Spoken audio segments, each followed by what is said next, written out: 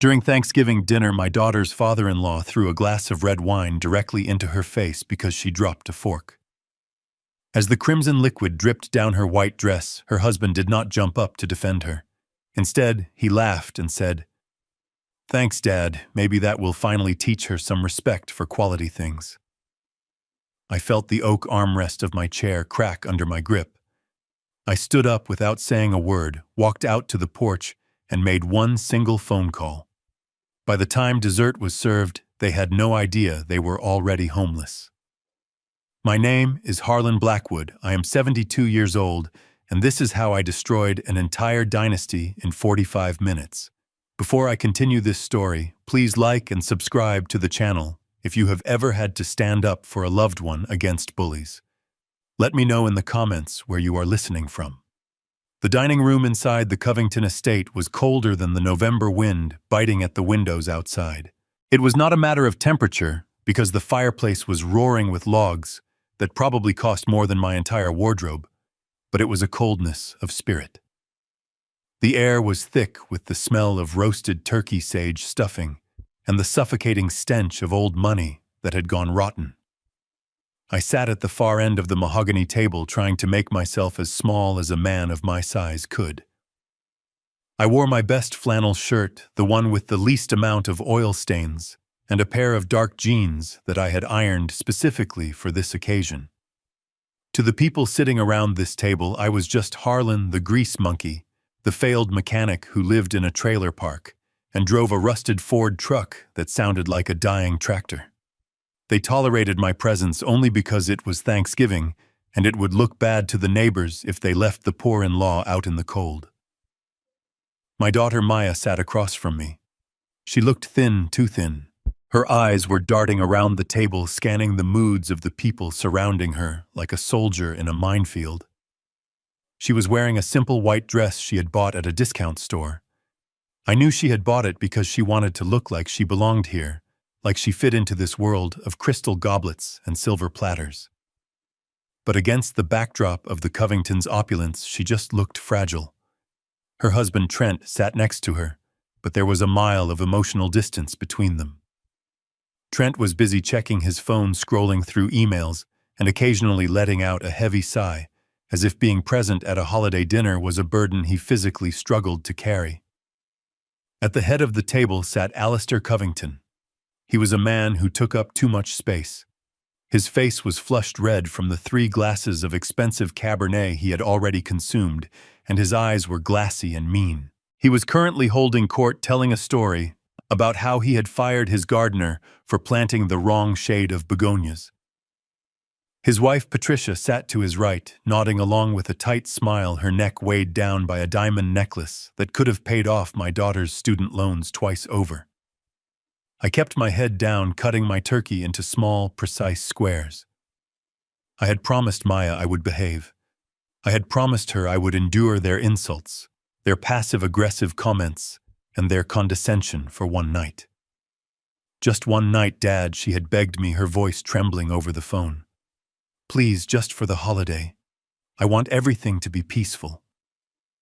So I ate my dry turkey, and I kept my mouth shut, even when Alistair made a joke about how people who work with their hands never develop their brains. I swallowed the rage along with the cranberry sauce. Then it happened. It was a small sound, a tiny metallic clatter that echoed like a gunshot in the tense silence of the room. Maya reached for the salt shaker, and her hand trembled.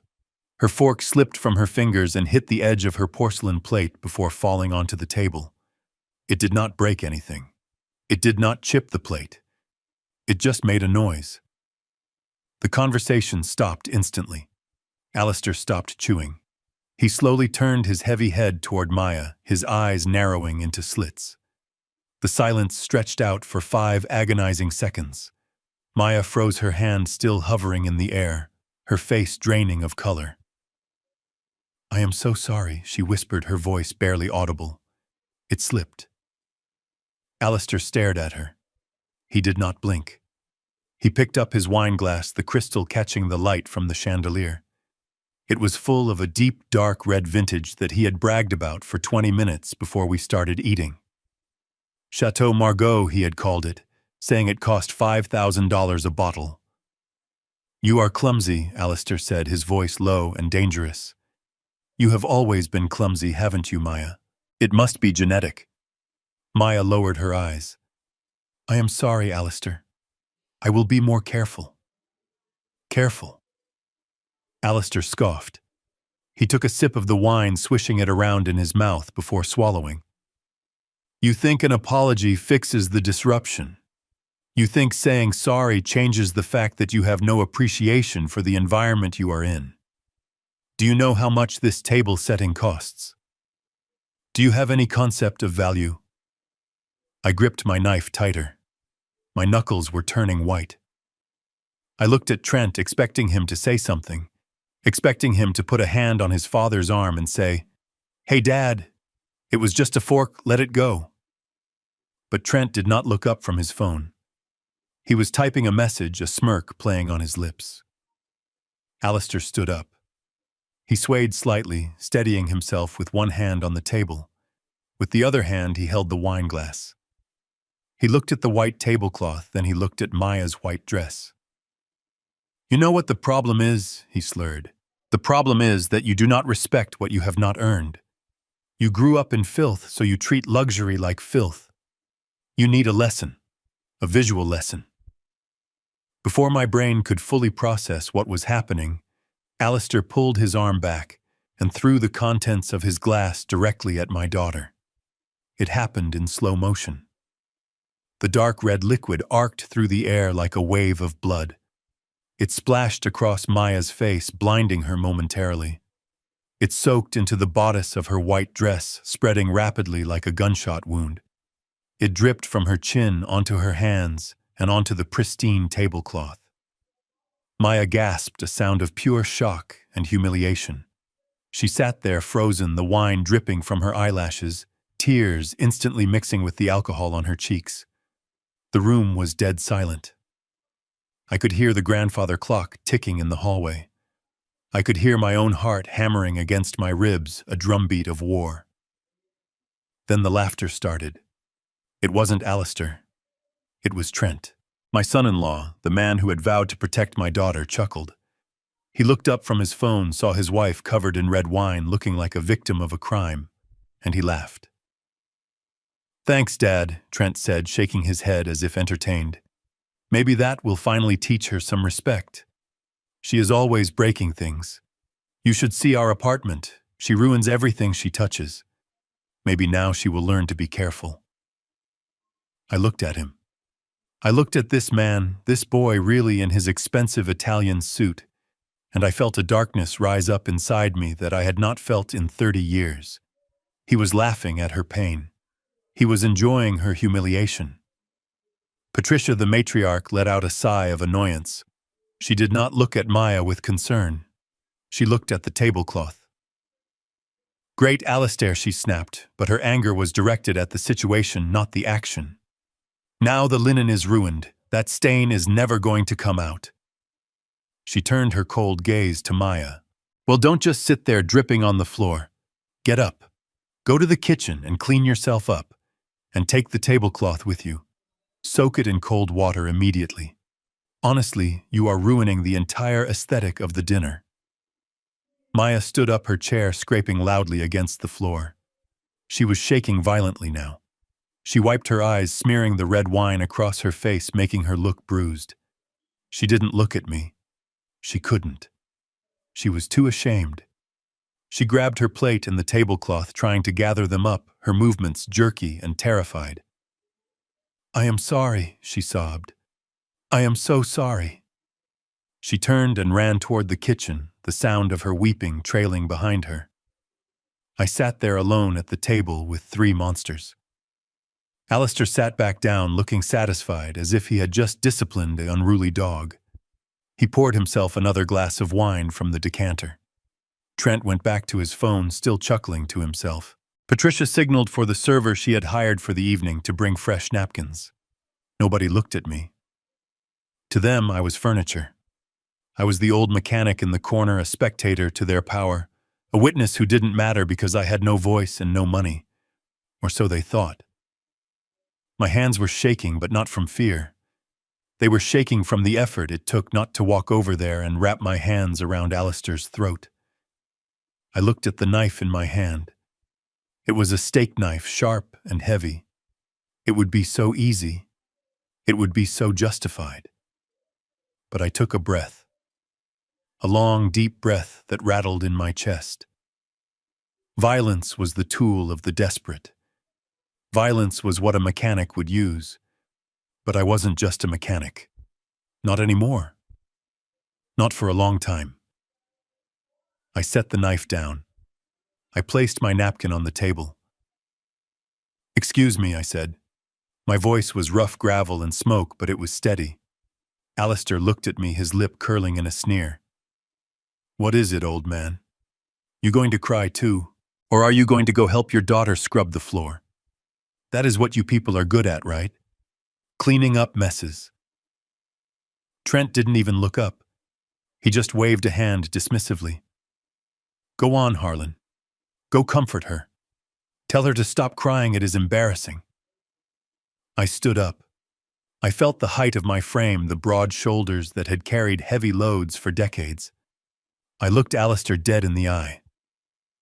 "I am going to step out for a smoke," I said. Alistair laughed, a barking sound. "Yeah, you do that. Go smoke your cheap cigarettes outside. Don't do it on the porch. I don't want the smell getting on the cushions. Go down by the driveway where the help parks." I turned my back on them. I walked out of the dining room through the foyer, with its marble floors and crystal chandelier, and out the heavy oak front door. The night air was freezing. It bit at my exposed skin, but it felt good. It felt clean. I walked past the porch cushions, past the manicured hedges, and down the long winding driveway. I reached my old Ford truck, the paint peeling, and the bumper held on by wire. I leaned against the cold metal of the hood. I reached into my pocket and pulled out a phone. It wasn't the cracked smartphone I used to text Maya. It was a simple black flip phone, a burner that I kept for emergencies, for situations that required a different kind of solution. I opened it and dialed a number I knew by heart. It rang once. "Yes, sir," a voice answered immediately. Crisp, professional alert. It was Weiss. "Weiss," I said. "I am at the Covington estate." "I hope the dinner is pleasant," Sir Weiss replied, though he knew me well enough to hear the edge in my voice. "It is not pleasant," I said, looking back at the house where the golden light spilled from the windows, hiding the rot inside. "Activate the sunset clause." There was a brief pause on the other end of the line. "The sunset clause, sir. That is the nuclear option. That will trigger immediate asset freezing and a recall on all outstanding leverage. It will effectively bankrupt Covington Enterprises within the hour." "Are you certain?" I looked at the window of the kitchen. I could see a silhouette moving frantically, probably Maya scrubbing a piece of cloth while her mother-in-law shouted orders. I saw the silhouette of Trent in the dining room raising a glass in a toast with his father.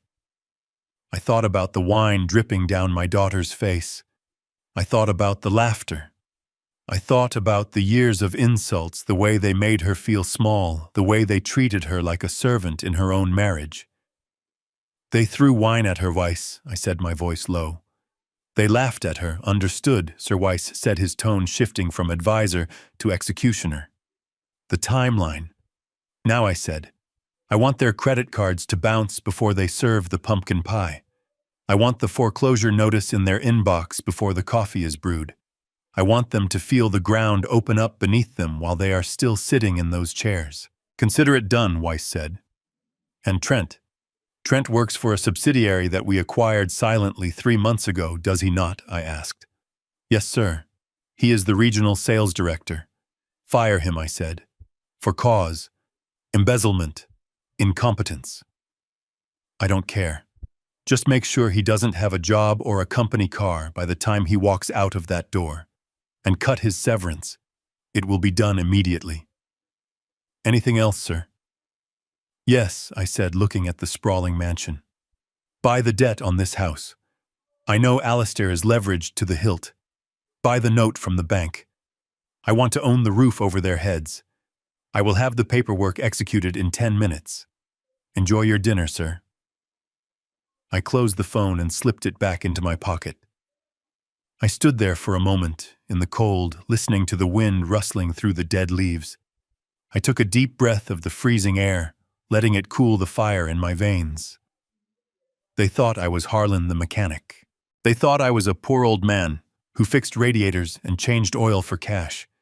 They didn't know about the patent I sold in 1992. They didn't know about the investment firm I built quietly in the shadows, using shell companies and proxies, because I wanted to protect my daughter from the very kind of people she had married into. They didn't know that Blackwood Holdings, the private equity firm that practically owned half the commercial real estate in this state, was named after my mother. I wiped a speck of dust off my flannel shirt. I straightened my collar. Then I turned around and walked back toward the house. The walk back felt different. The gravel crunching under my work boots sounded like a countdown. I wasn't just walking back to a dinner. I was walking back to a crime scene where I was about to drop the guillotine. I opened the front door and stepped back into the warmth. The smell of the turkey was still there, but now it smelled like a last meal. I walked back into the dining room. Alistair was pouring more wine. Trent was laughing at something on his phone. Patricia was complaining about the draft. "You were gone a long time, Harlan," Alistair sneered, not even looking at me. "Get lost on the driveway. It is a big property. Try not to get confused." I sat back down in my chair. I picked up my fork. "No," I said, my voice calm. "I just had to make a call." "A call?" Trent scoffed. "To who? Your bookie? Or did one of your customers break down on the highway?" "Something like that," I said. I looked at Maya, who had returned from the kitchen. Her eyes were red and puffy, and her dress was stained pink, but she sat there trying to be brave. I looked at her and I smiled a small, reassuring smile. "Eat your dinner, sweetheart," I told her gently. "It is going to be a very interesting night." She looked at me confused by my calmness, but she picked up her fork. Alistair raised his glass. "To family," he bellowed, his face shining with grease and arrogance, "and to knowing your place in the world." I raised my water glass. "To knowing your place," I repeated. We drank, and as the crystal touched my lips, I saw Alistair's phone light up on the table. A notification, then another, then a phone call. "It begins." The wind on the porch was not just cold, it was biting a physical assault that matched the violence churning in my gut. I stood there for a moment with my back to the heavy oak door, letting the frigid air sting my cheeks. My hands were shaking. I looked down at them, my knuckles scarred from 40 years of turning wrenches and busting knuckles on engine blocks. They were shaking not because I was frail and not because I was afraid. They were shaking because the adrenaline flooding my system was demanding release. I wanted to go back inside and tear that dining room apart with my bare hands. I wanted to flip that mahogany table and shatter every piece of crystal in that house. But that was the old Harlan. That was the Harlan who solved problems with a tire iron. The man I had become, the man who built an empire from the shadows, had far more dangerous weapons at his disposal. I reached into the inner pocket of my worn flannel jacket. The fabric was thin and fraying a costume I had worn so well for so long that sometimes even I forgot what was underneath. My fingers closed around the cold plastic of the burner phone. It was a cheap, disposable device, the kind drug dealers and paranoid billionaires use. I flipped it open. The screen glowed with a harsh blue light in the darkness, illuminating the steam rising from my breath. There was only one number saved in the contacts. I pressed send and brought the device to my ear, staring out at the manicured lawn of the Covington estate. It looked peaceful under the moonlight, a lie wrapped in expensive landscaping. Weiss answered on the first ring. There was no greeting, no pleasantries. Weiss was a machine in a three-piece suit. A man I paid an obscene amount of money to be available 24 hours a day for exactly this kind of moment. "I am listening," Sir Weiss said, his voice crisp and clear, cutting through the static of the wind. It is time, Weiss, I said. My voice sounded foreign to my own ears, devoid of the warmth I usually reserved for my friends. It was the voice of the chairman. Activate the sunset clause on the Covington portfolio. There was a pause on the other end, a heavy silence that lasted 3 seconds. I knew what Weiss was doing. He was sitting in his glass-walled office in Chicago, probably tapping a pen against his desk, calculating the blast radius. The sunset clause, Sir Weiss asked, his tone carefully neutral. You are aware that this is a scorched earth protocol. It will not just freeze their assets. It will trigger immediate repayment demands on all outstanding commercial and personal loans. We hold the paper on 80% of Alistair Covington's debt. If we call it in tonight, he will be insolvent by sunrise. Do it, I said, watching a shadow move across the window of the dining room behind me. I want a total asset freeze.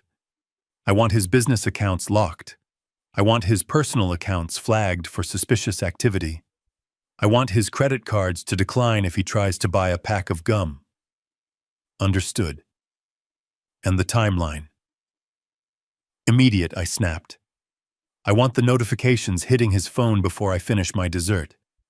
And Weiss, I want you to exercise the lien on this property. The estate. I know he refinanced it last year to cover his gambling losses in Macau. We bought that note 3 months ago, didn't we? We did, sir. It is a high-risk mortgage. We have the right to foreclose upon any sign of financial instability. Then consider this instability, I said. Initiate foreclosure.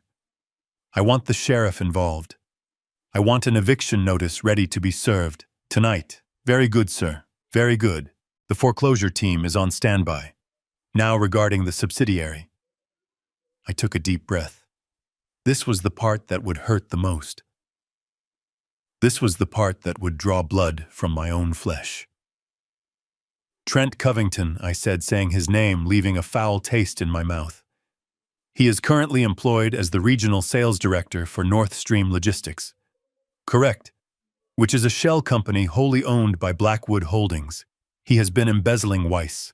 I know he has. I have seen the new car. I have seen the mistress he has stashed in the city. I want a full internal audit triggered instantly, flag his expense accounts, lock him out of the company server, and fire him. Termination for cause, Weiss clarified. For cause for gross misconduct for breathing the wrong way. I do not care, I growled. Just make sure that when he wakes up tomorrow, he is not just unemployed, he is unemployable. I want his severance package zeroed out. I want his company leased vehicle repossessed. It will be done. I lowered the phone slightly, my hand trembling again. I looked through the window. I could see the back of Maya's head. She was sitting so still, her shoulders slumped in defeat. She looked so small. My little girl. I had spent her entire life trying to shield her from the hardness of the world. I had hidden my wealth because I wanted her to find a man who loved her for her heart, not her inheritance. I wanted her to build a life of her own. Instead, my silence had led her into a trap. It had led her to a man who saw her as a servant and a family that saw her as a punching bag. Weiss, I said, my voice dropping to a whisper. Sir, if we do this, if we burn it all down, Maya gets burned too. She lives in their world. She relies on Trent's income. If I destroy him, I am destroying her stability. There was a moment of silence, then Weiss spoke with a softness I rarely heard. Sir, you are not destroying her stability. You are removing the illusion of it. She is standing on a trapdoor.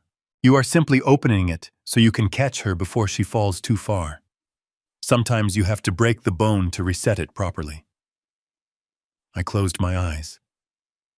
He was right. But God, it hurt. It hurt to know that the next few hours would be the most painful of her life. She would see her husband humiliated. She would see her home lost. She would see the chaos, and she would be terrified. But she needed to see it. She needed to see them for what they were. Weak, fraudulent, cruel. She needed to see that the power they held over her was smoke and mirrors funded by debt and delusion.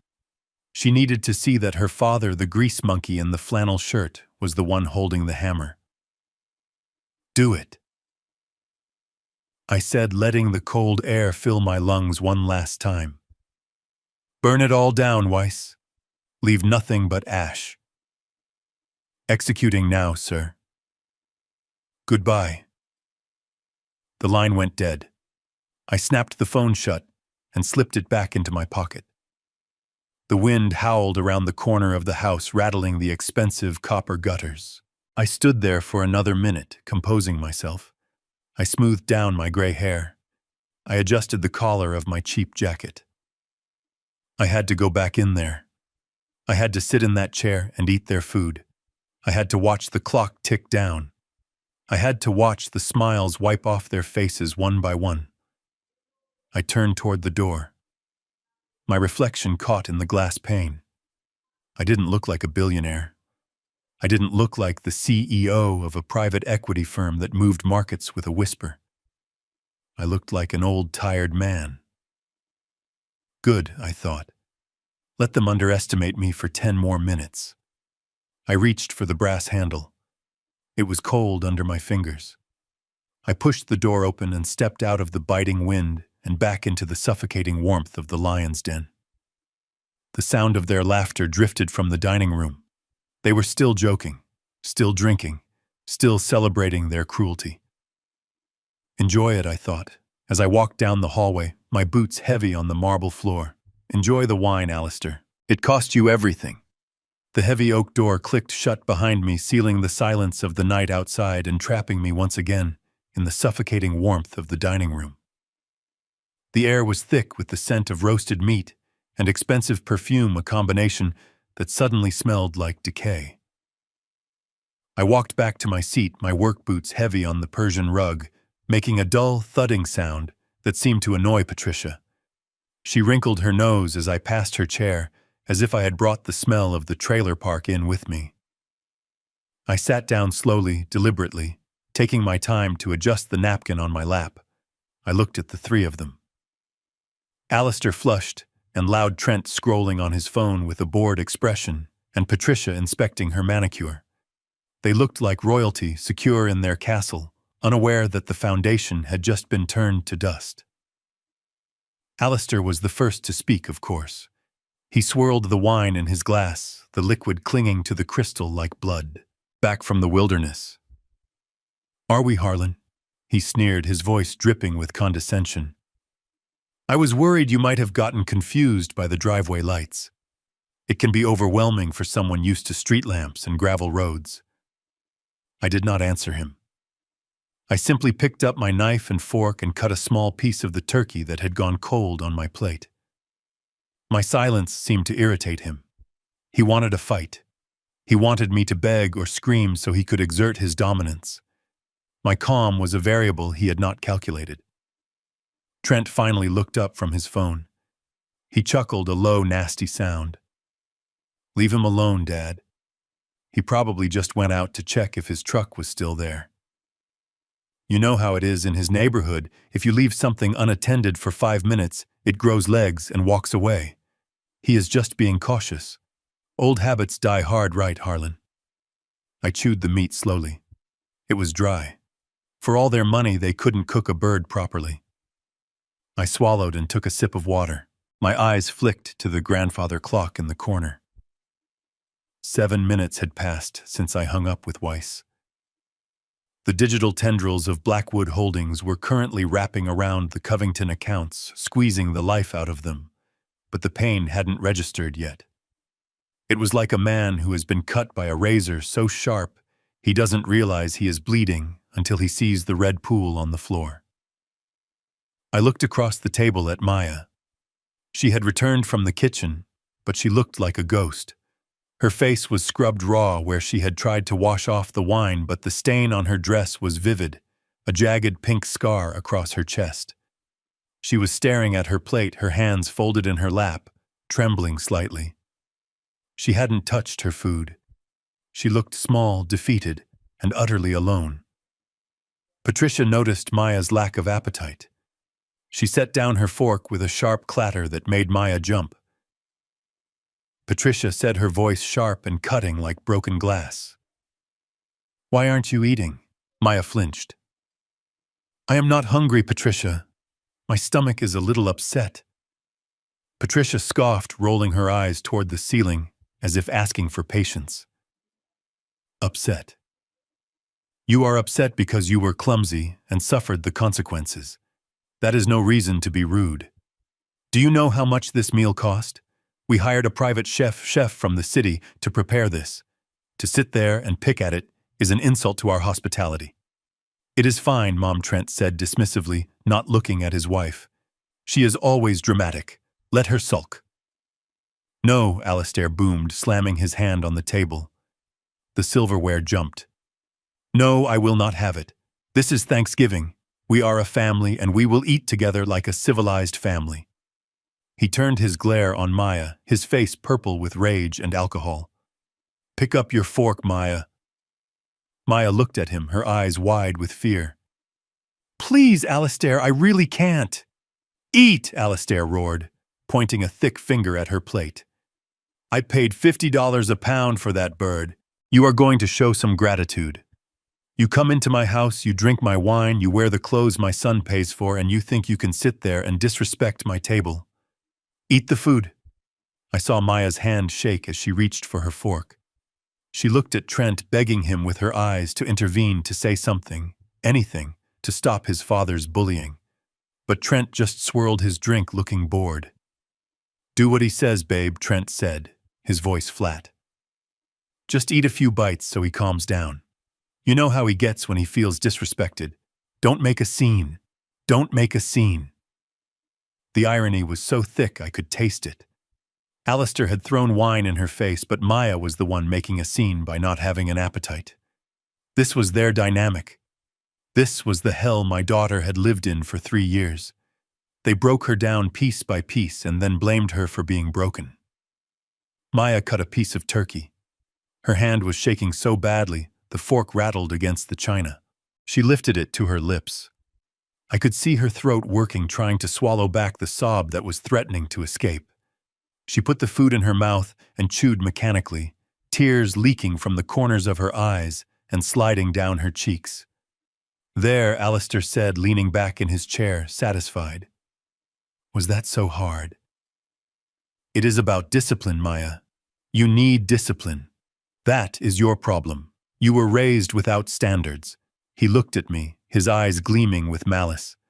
"No offense, Harlan, but you can't give what you don't have.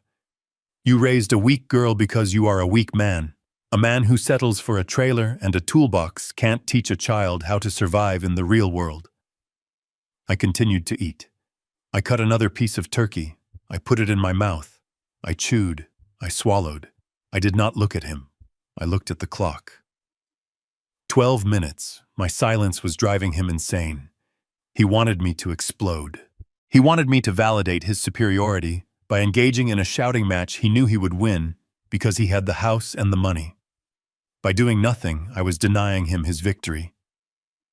"You are quiet tonight," Harlan Trent piped up, sensing his father's irritation. "Cat got your tongue? Or are you just overwhelmed by the setting? I know it is a lot to take in. Real silver crystal glasses. Try not to pocket any of the spoons on your way out, okay? We count them." Patricia let out a tittering laugh. "Oh, stop it, Trent. Don't be cruel. He can't help his circumstances. Though I do wish you would talk to him about that truck. It is an eyesore in the driveway. The neighbors will think we are having the plumbing fixed." I set my knife and fork down. I placed them parallel on the plate in the European style, precisely as my mother had taught me 50 years ago. I wiped my mouth with the linen napkin and placed it on the table. "The truck runs fine," I said, my voice calm and level, filling the room. "It gets me where I need to go." Alistair snorted. "Where you need to go? And where is that Harlan? The junkyard? The pawn shop?" He laughed at his own joke, looking around the table for approval. Patricia smiled. Trent chuckled. Maya looked down at her plate, a tear dropping silently onto the white meat of the turkey. I looked at Alistair. I looked at the sweat beading on his forehead. I looked at the vein throbbing in his neck. I looked at him not as a man, but as an asset, a distressed asset that was currently being liquidated. "I go where the work is," I said simply. "Work," Alistair mocked. "You call that work, tinkering with scrap metal?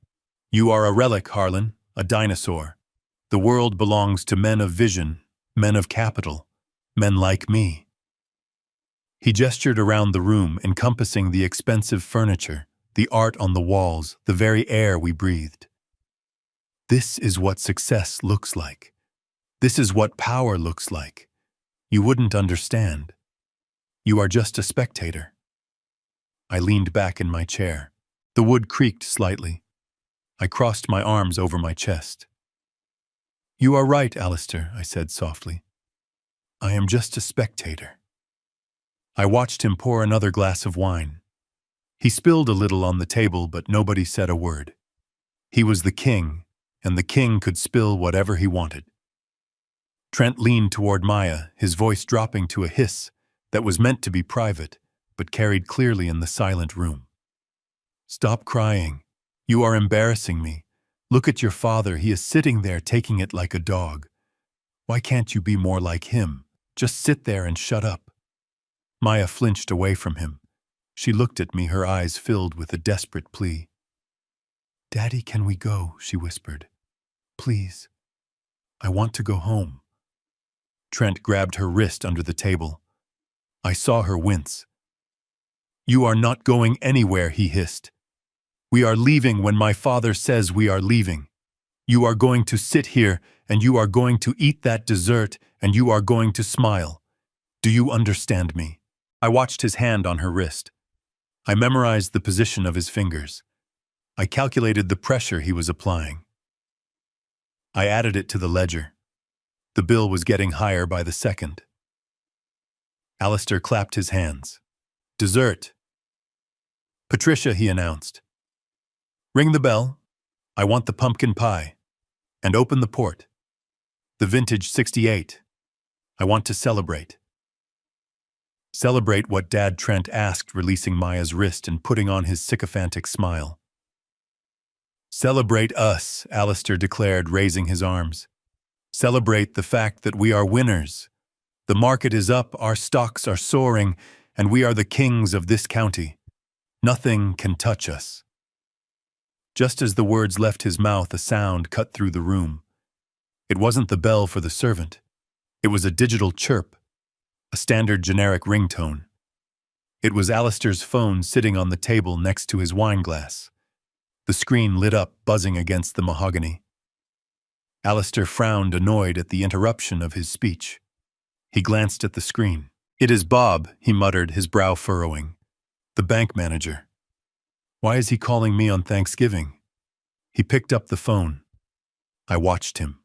I watched the arrogance on his face, the sneer of a man who believes the world exists to serve him. "Answer it, Alistair," I thought. "Answer it and let the music begin." He swiped the screen and brought the phone to his ear. "Bob," he barked, his voice loud and authoritative. "This better be good. I am in the middle of dinner." I watched his eyes. For a second they were annoyed. Then they were confused.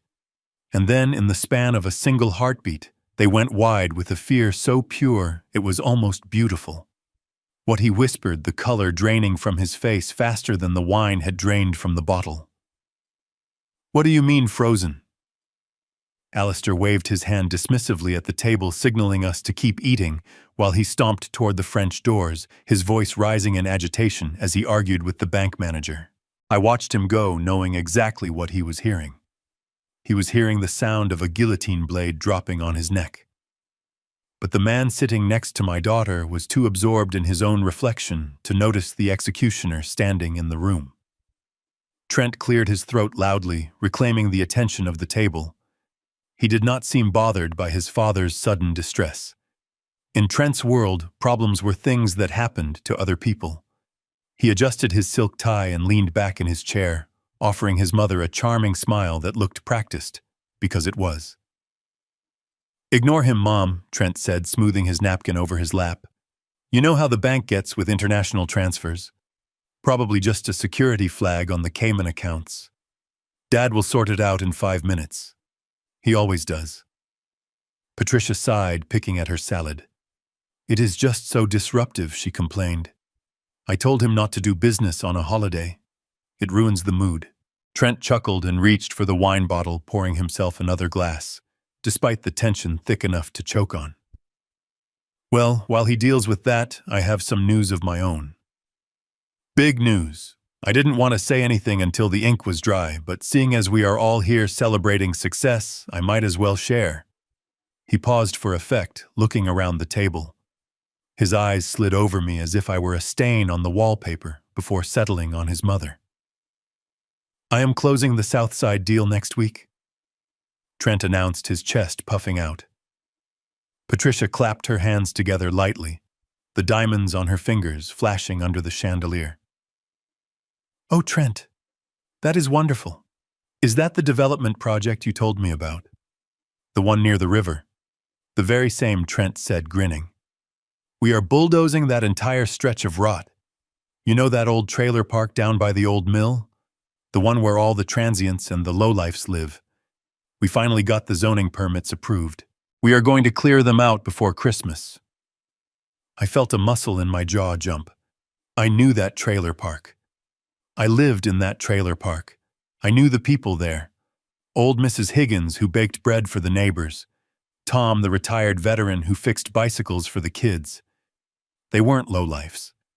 They were people who had been chewed up by the economy men like Alistair Covington created. And Trent was talking about destroying their homes like he was discussing taking out the trash. It is going to be magnificent. Trent continued, oblivious to the fact that the man sitting across from him was one of the people he planned to evict. Luxury condos, Mom. High-end retail. A marina. We are talking about a $200 million valuation.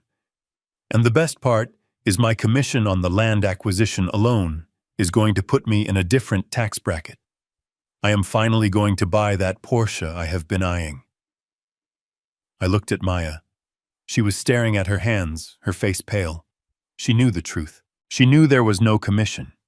She knew there was no deal. She knew because she was the one balancing the books in the dark while he slept. That sounds very impressive, Trent, I said quietly, slicing a piece of potato. It sounds like you are making quite a fortune.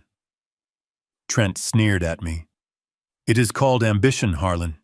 You should try it sometime. But I suppose it is hard to have vision when you spend your life under the hood of a '96 pickup truck. I chewed slowly, swallowing the insult. So with all this money coming in, I assume you will be paying off the credit cards soon, and perhaps catching up on the rent for your apartment. The table went silent. Trent's face flushed a deep, ugly red. Patricia stopped eating her fork, hovering halfway to her mouth. Excuse me, Trent snapped. What do you know about my finances, old man? I know enough, I said, looking him dead in the eye. I know that Maya works double shifts at the diner on weekends. I know she cleans houses on Tuesdays and Thursdays.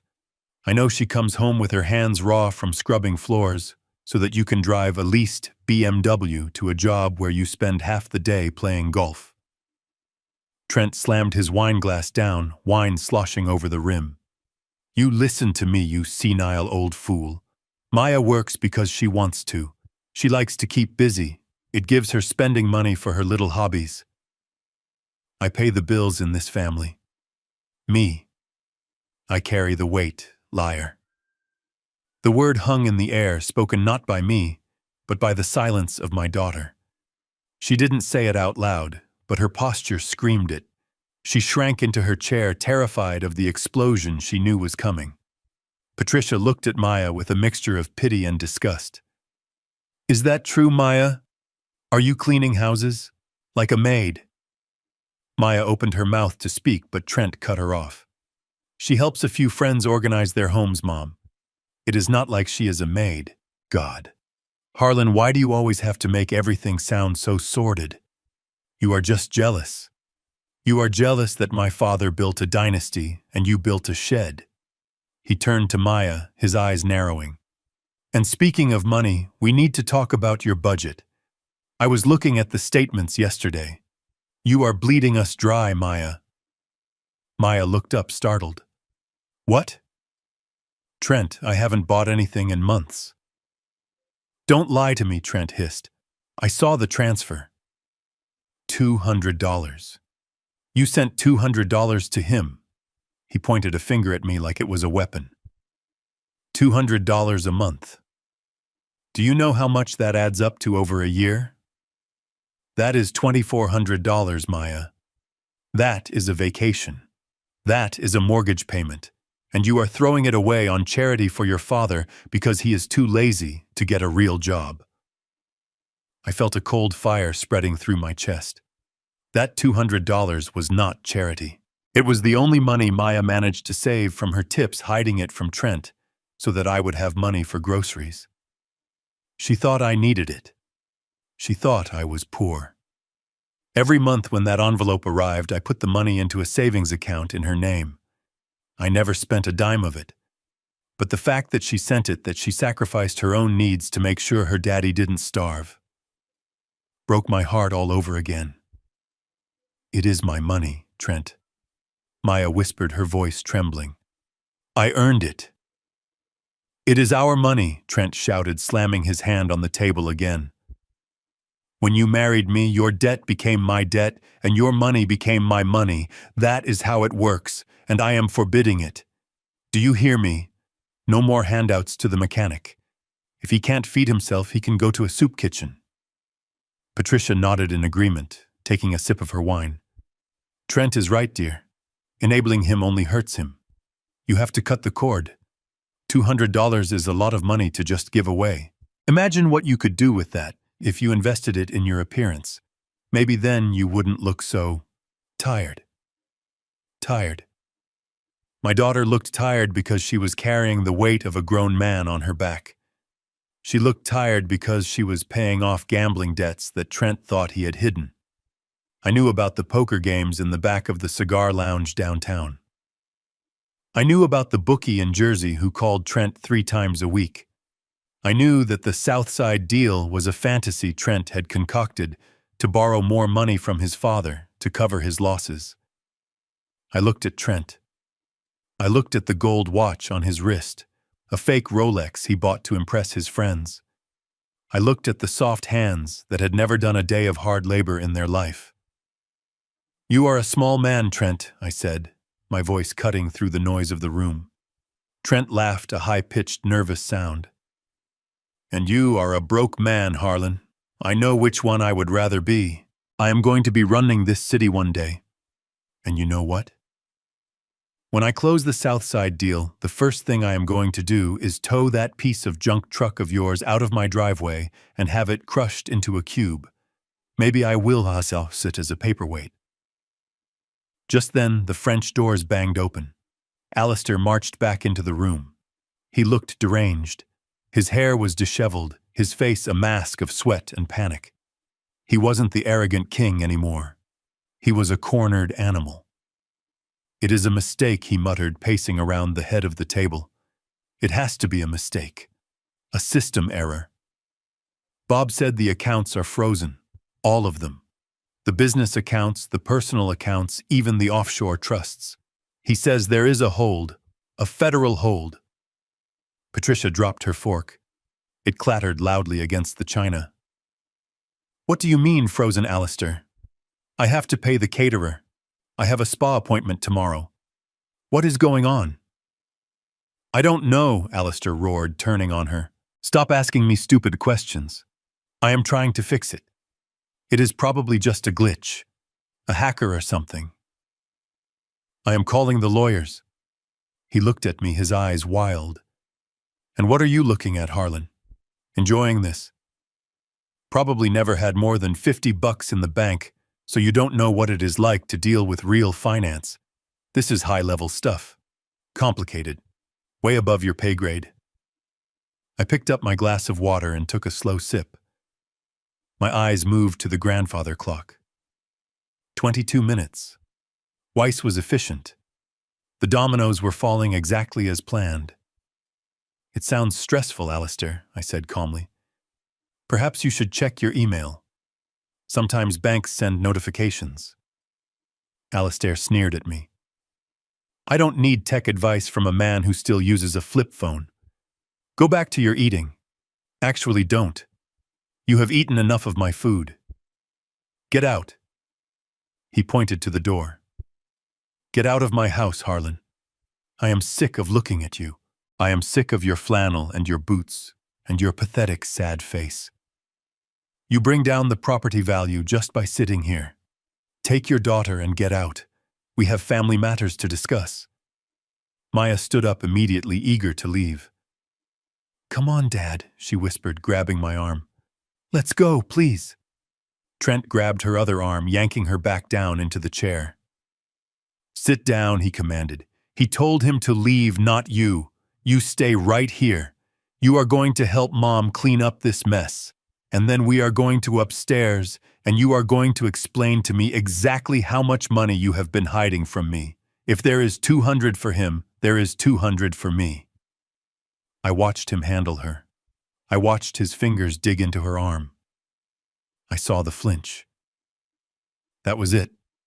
The line had been crossed miles ago, but now we were in new territory. I looked at Trent. Let go of her, I said. Trent laughed.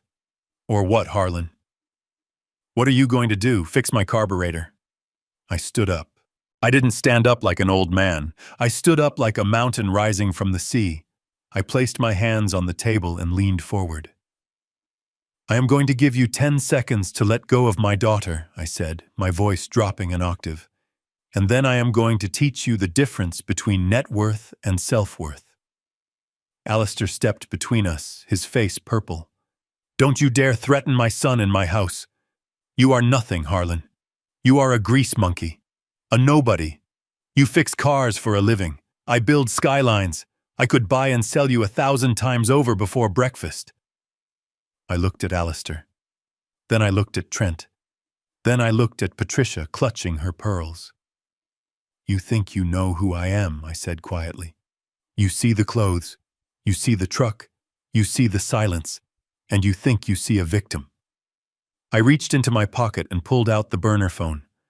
I set it on the table next to the wine glass Alistair had used to assault my daughter.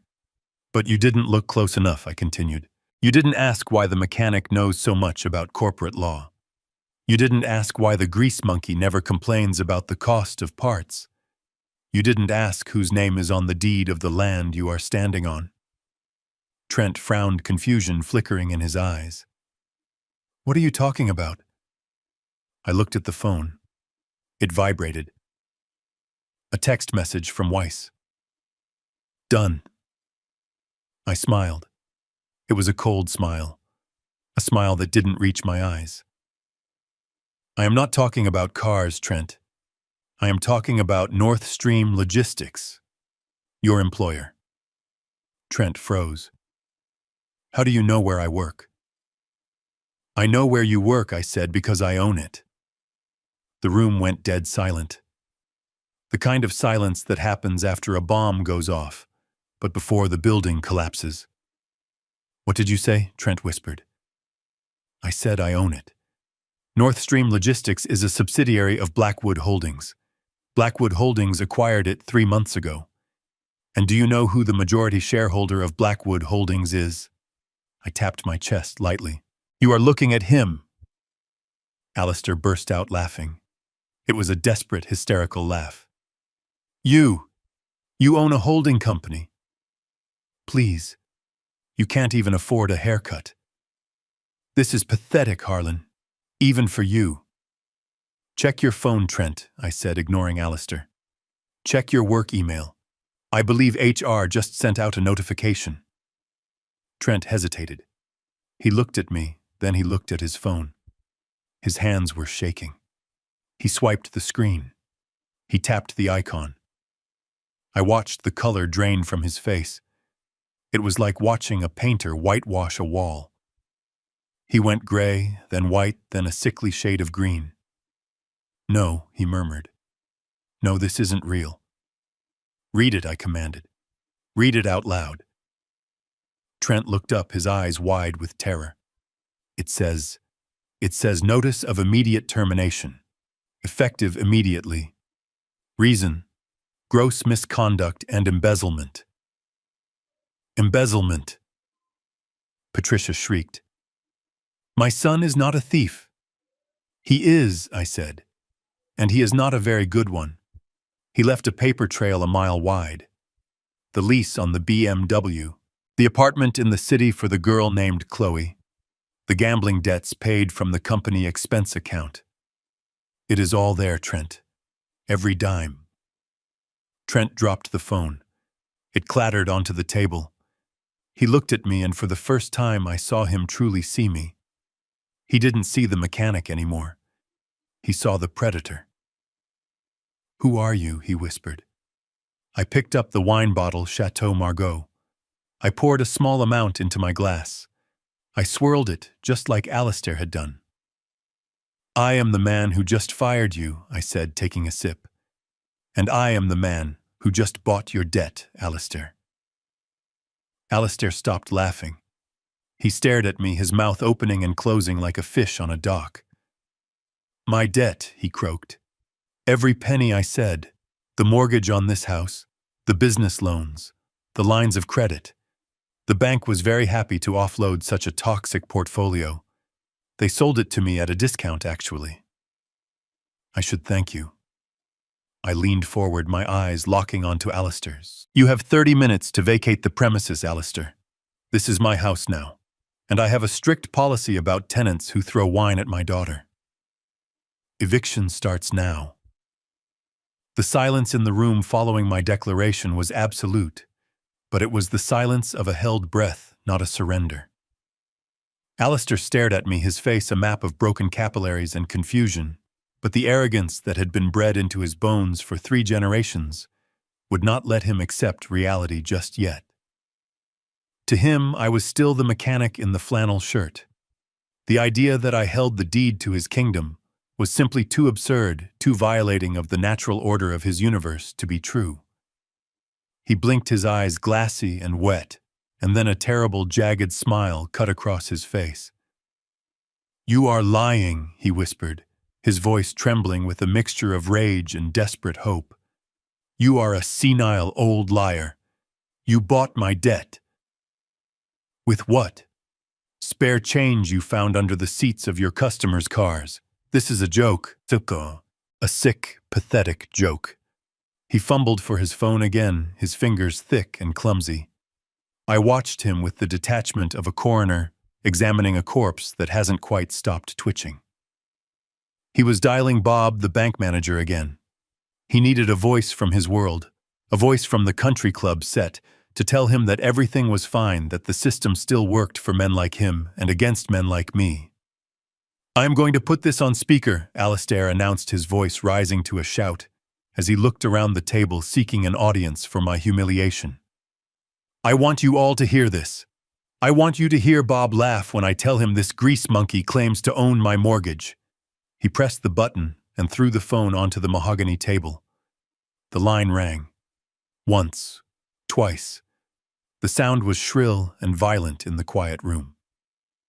Alistair Harlan put the phone on the table. It sounded like a gavel. Bob Alistair barked the moment the line connected. Do not give me any more excuses about glitches. I have a lunatic in my dining room claiming he bought the Covington portfolio. Tell him he is crazy. Tell him who I am. There was a pause on the other end of the line. A heavy, static-filled silence that felt like the air iron before a tornado touches down. When Bob spoke, his voice was not the deferential tone of a service provider speaking to a wealthy client. It was the flat, cold tone of a man reading a legal script, a man who knew he was being recorded. Mr. Covington, the voice crackled through the speaker. I was about to call you back. We have received formal notice from the note holder. Alistair looked at me triumphantly. See? He sneered. Formal notice. Tell him, Bob. Tell him who holds the note. Blackwood Holdings, Bob said. Alistair froze. The name hung in the air. He knew the name. Everyone in the state knew the name. Blackwood Holdings was the shark that swam in the deep water, the firm that acquired distressed industrial assets and turned them into gold mines. But he did not make the connection. Not yet. Exactly, Alistair said, though his confidence wavered slightly. Blackwood. An institutional firm. Not this man. Not Harlan Blackwood. Sir Bob interrupted, his voice cutting through Alistair's bluster. The foreclosure proceedings have been accelerated due to the activation of the cross-default clauses in your business loans. When your commercial lines of credit were frozen 30 minutes ago, it triggered an automatic default on your personal assets. It is a domino effect, Mr. Covington. Alistair leaned over the table, screaming at the phone, now spit flying from his lips. Stop saying default, Bob. I have assets. I have liquidity. Transfer the funds from the Cayman Trust. Cover the margin. Do your job. I cannot do that, Sir Bob replied, and for the first time I heard a trace of pity in his voice. The Cayman accounts were flagged by the SEC 5 minutes ago. We received a federal freeze order. We cannot move a penny. And Mr. Covington, your credit cards. The system is showing a total rejection. Alistair turned pale. A sickly gray color that started at his neck and worked its way up to his hairline. He looked at Patricia, who was clutching her pearl necklace as if it were a life preserver. He looked at Trent, who was still staring at his own phone in shock at his firing. Finally, he looked at me. This is a mistake, Alistair whispered to the phone. I will sue. I will sue the bank. I will sue Blackwood. I will burn you all to the ground. You have no standing to sue, Sir Bob said softly. And frankly, Mr. Covington, you currently have no funds to retain counsel. The firm has exercised its right to offset. We have seized the balances in your checking and savings accounts to cover the overdrafts on your business lines. Your balance is currently negative $400,000. Negative. The word seemed to suck the oxygen out of the room. Alistair Covington, the man who had thrown $5,000 wine at my daughter because she dropped a fork, was broke. Not just cash poor, not just illiquid. He was in the hole deep enough to bury him standing up. I am ending this call now, Sir Bob said. Please do not come to the branch tomorrow. Security has been notified to deny you entry until the federal investigation is resolved. Good luck, the line went dead. The silence that followed was heavy, crushing. Alistair stared at the phone as if it had turned into a snake. He poked it with a trembling finger, hoping to wake it up, hoping to hear Bob say it was all a prank. But the screen remained dark. He looked up. His eyes met mine. For a second, I saw the man he wanted to be the titan of industry. But then that image shattered, and all that was left was a frightened bully who had lost his stick. He tried to salvage it. He tried to pull the shreds of his dignity around him like a robe.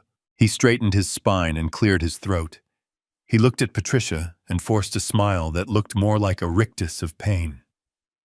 Banking error, he said, his voice cracking. Clearly, a massive administrative failure. Computers. You know how they are. He waved a hand dismissively, but the hand was shaking so badly he knocked over his water glass. The water spread across the table, soaking into the expensive linens joining the wine stain. He stared at it, unable to move.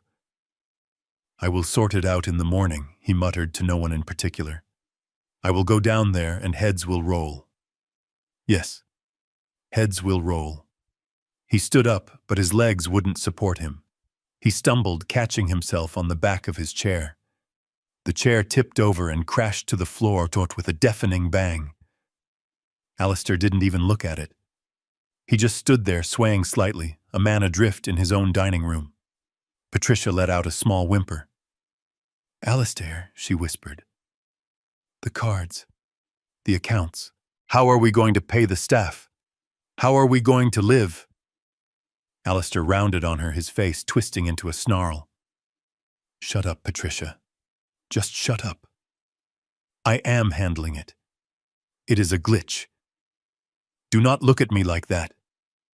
He turned to me. His eyes were wild, desperate. You, he hissed. You think you are smart. You think you did this. You are nobody. You are a mechanic. You fix trucks. You don't take down empires. I picked up my napkin and dabbed my mouth. I stood up, slowly unfolding my frame until I towered over the table. I fix broken things, Alistair, I said calmly. And sometimes when something is too broken to fix, you have to scrap it. You have to crush it down to raw metal and melt it away so you can build something decent in its place. I reached into my pocket and pulled out a single crisp dollar bill. I placed it on the table right next to his phone. Here, I said. Alistair looked at the money, confused. What is this? Seed capital, I said. Start over. Try to build something honest this time. Alistair looked at the dollar, then at me. His face went purple. He lunged across the table, grabbing for my throat. But he was slow, drunk, and broken. I simply stepped back. He crashed onto the table, sending china and crystal shattering to the floor. He lay there amidst the wreckage of his Thanksgiving feast, gasping for air, sobbing dry, heaving breaths. Trent didn't move to help him. Patricia didn't move. They just watched, paralyzed by the sudden, violent end of their world. I looked at Maya. She was staring at me with wide, knowing eyes. She finally saw me. Not the dad who changed oil, but the dad who changed destiny. Get your coat, baby, I said gently. We are leaving. But the night wasn't over. As Alistair lay on the table weeping into the gravy boat, the front doorbell rang. It was a long, insistent chime. Patricia looked toward the hallway, her face pale. Who could that be? She whispered. I checked my watch. The timing was perfect. I believe I said, buttoning my flannel jacket, that is the rest of your bad karma coming home to roost. Trent finally looked up from his stupor. What do you mean? I pointed toward the hallway. Why don't you go answer it, Trent? I believe this visitor is for you. The dining room had become a pressure cooker of denial.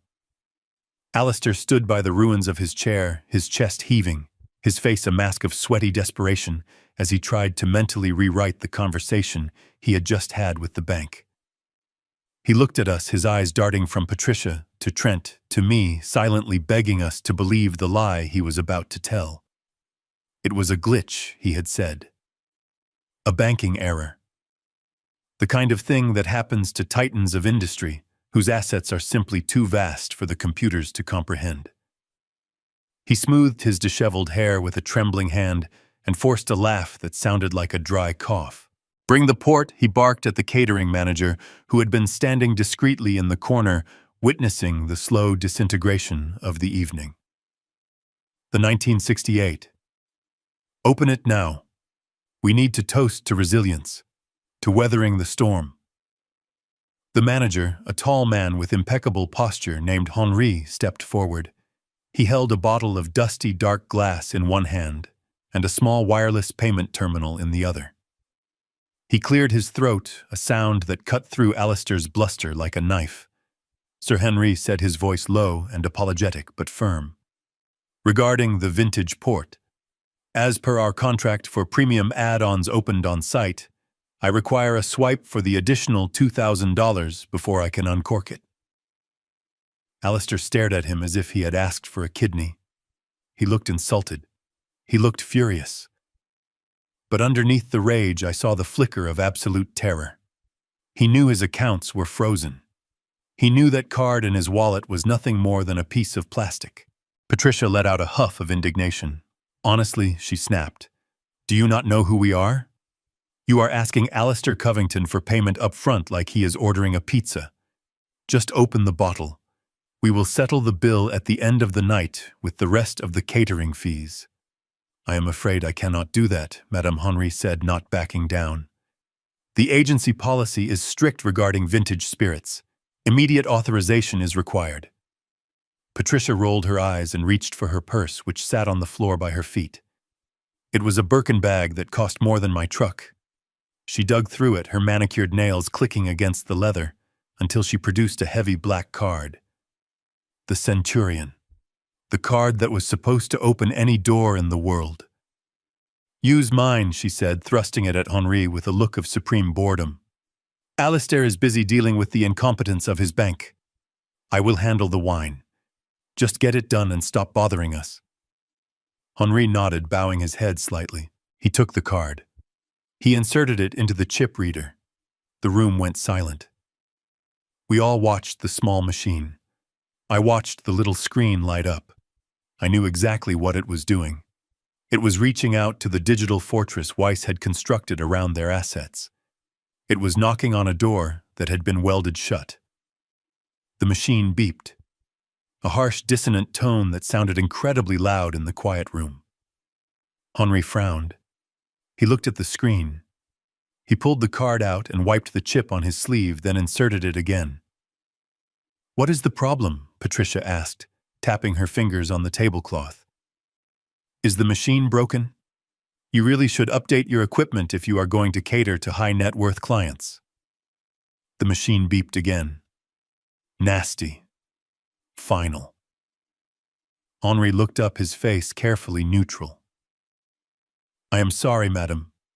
The card has been declined." Patricia laughed. It was a sharp, incredulous sound. "Don't be ridiculous. That is an Amex Centurion. It doesn't have a limit. It cannot be declined. You are doing it wrong. The readout says, 'Do not honor.'" Madame Henri said, handing the card back to her as if it were contaminated. "It suggests you contact the issuer immediately." Patricia snatched the card back, her face flushing a deep pink. "This is absurd. First Alistair's bank, now this. It is a system-wide failure. The network must be down." I sat there quietly watching the panic begin to spread like a virus. It wasn't the network. The network was working perfectly. It was the Covington network that had been severed. Trent let out a groan of frustration. He stood up, adjusting his suit jacket.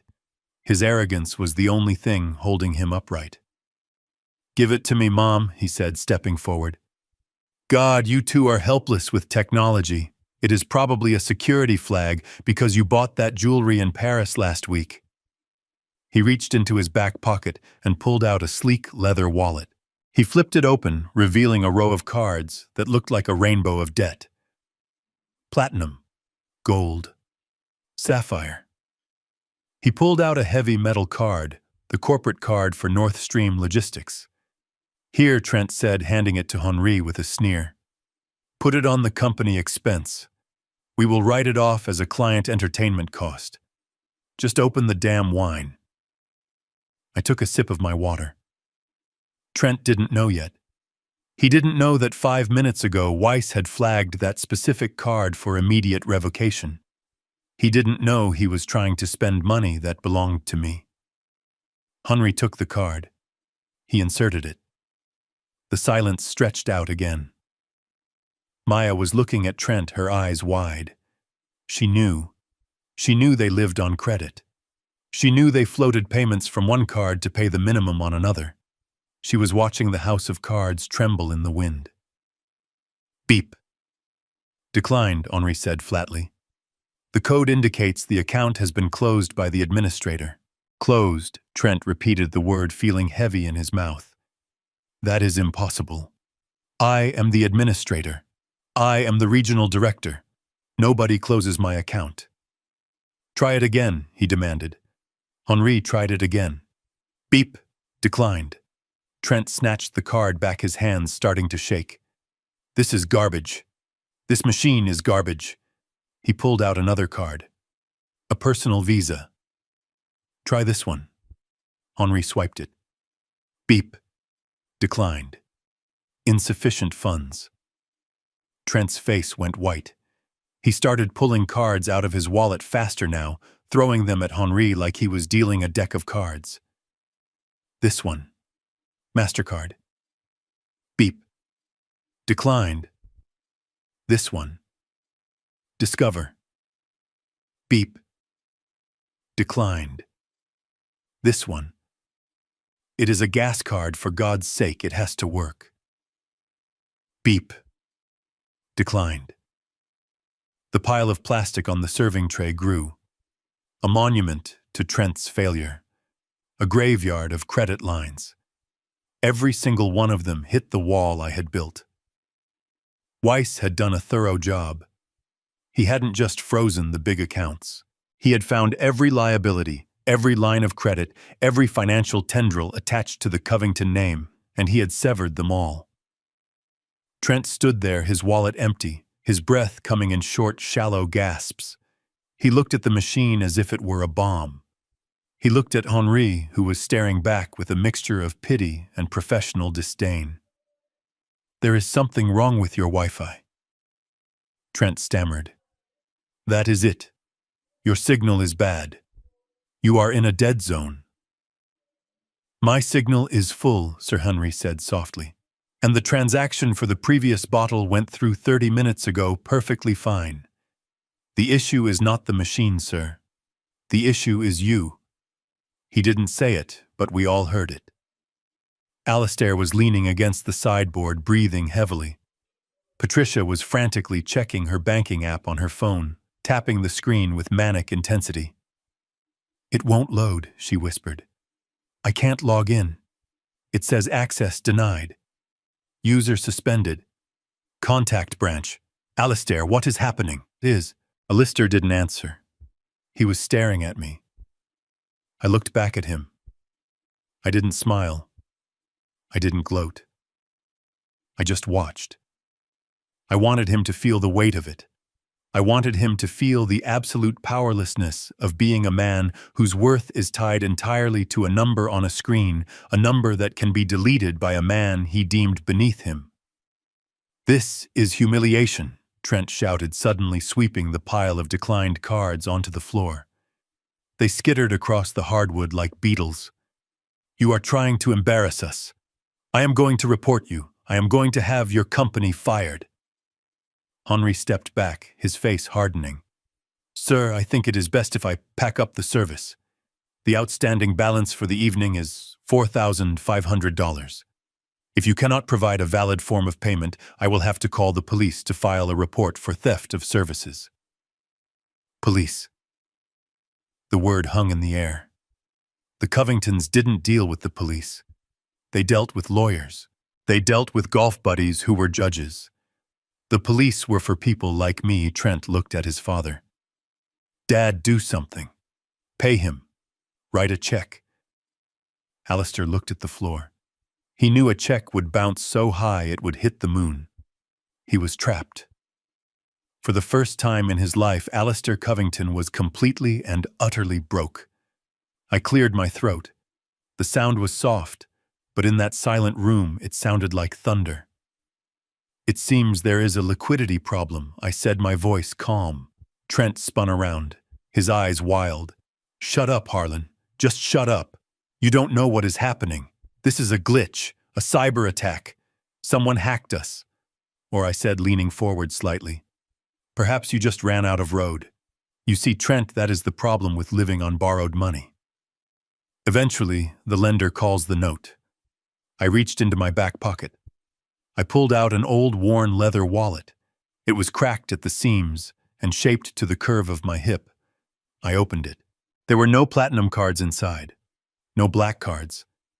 Just a few crisp $100 bills and a debit card from a local credit union. I pulled out $500. I placed the bills on the table. "Here," I said to Henri. "This should cover the tip for you and your staff. You have been very patient." Henri looked at the money, then at me. "Thank you, sir." I stood up and walked over to where Trent was standing amidst his scattered credit cards. I looked down at him. "You tried to buy respect, Trent," I said. "You tried to buy it with cars you didn't own and money you didn't earn, and now you can't even buy a bottle of wine." I looked at Maya. She was staring at the credit cards on the floor, the plastic symbols of the cage she'd been living in. I saw the realization dawning in her eyes. The cage wasn't made of steel. It was made of debt and lies, and the door was wide open. Trent looked at me, his face twisting with a mixture of fear and hatred. "Who are you?" he whispered again, just like he had before. "Who are you really?" "I am the man who pays his bills, Trent," I said. "And yours just came due." Just then the lights in the dining room flickered. Once, twice, and then the entire house plunged into darkness. The power Patricia shrieked in the dark. I smiled in the shadows. Weiss. He was thorough. He must have bought the utility debt, too. "Happy Thanksgiving," I whispered into the dark. The darkness that swallowed the dining room was absolute and heavy, the kind of blackness that feels like it has weight.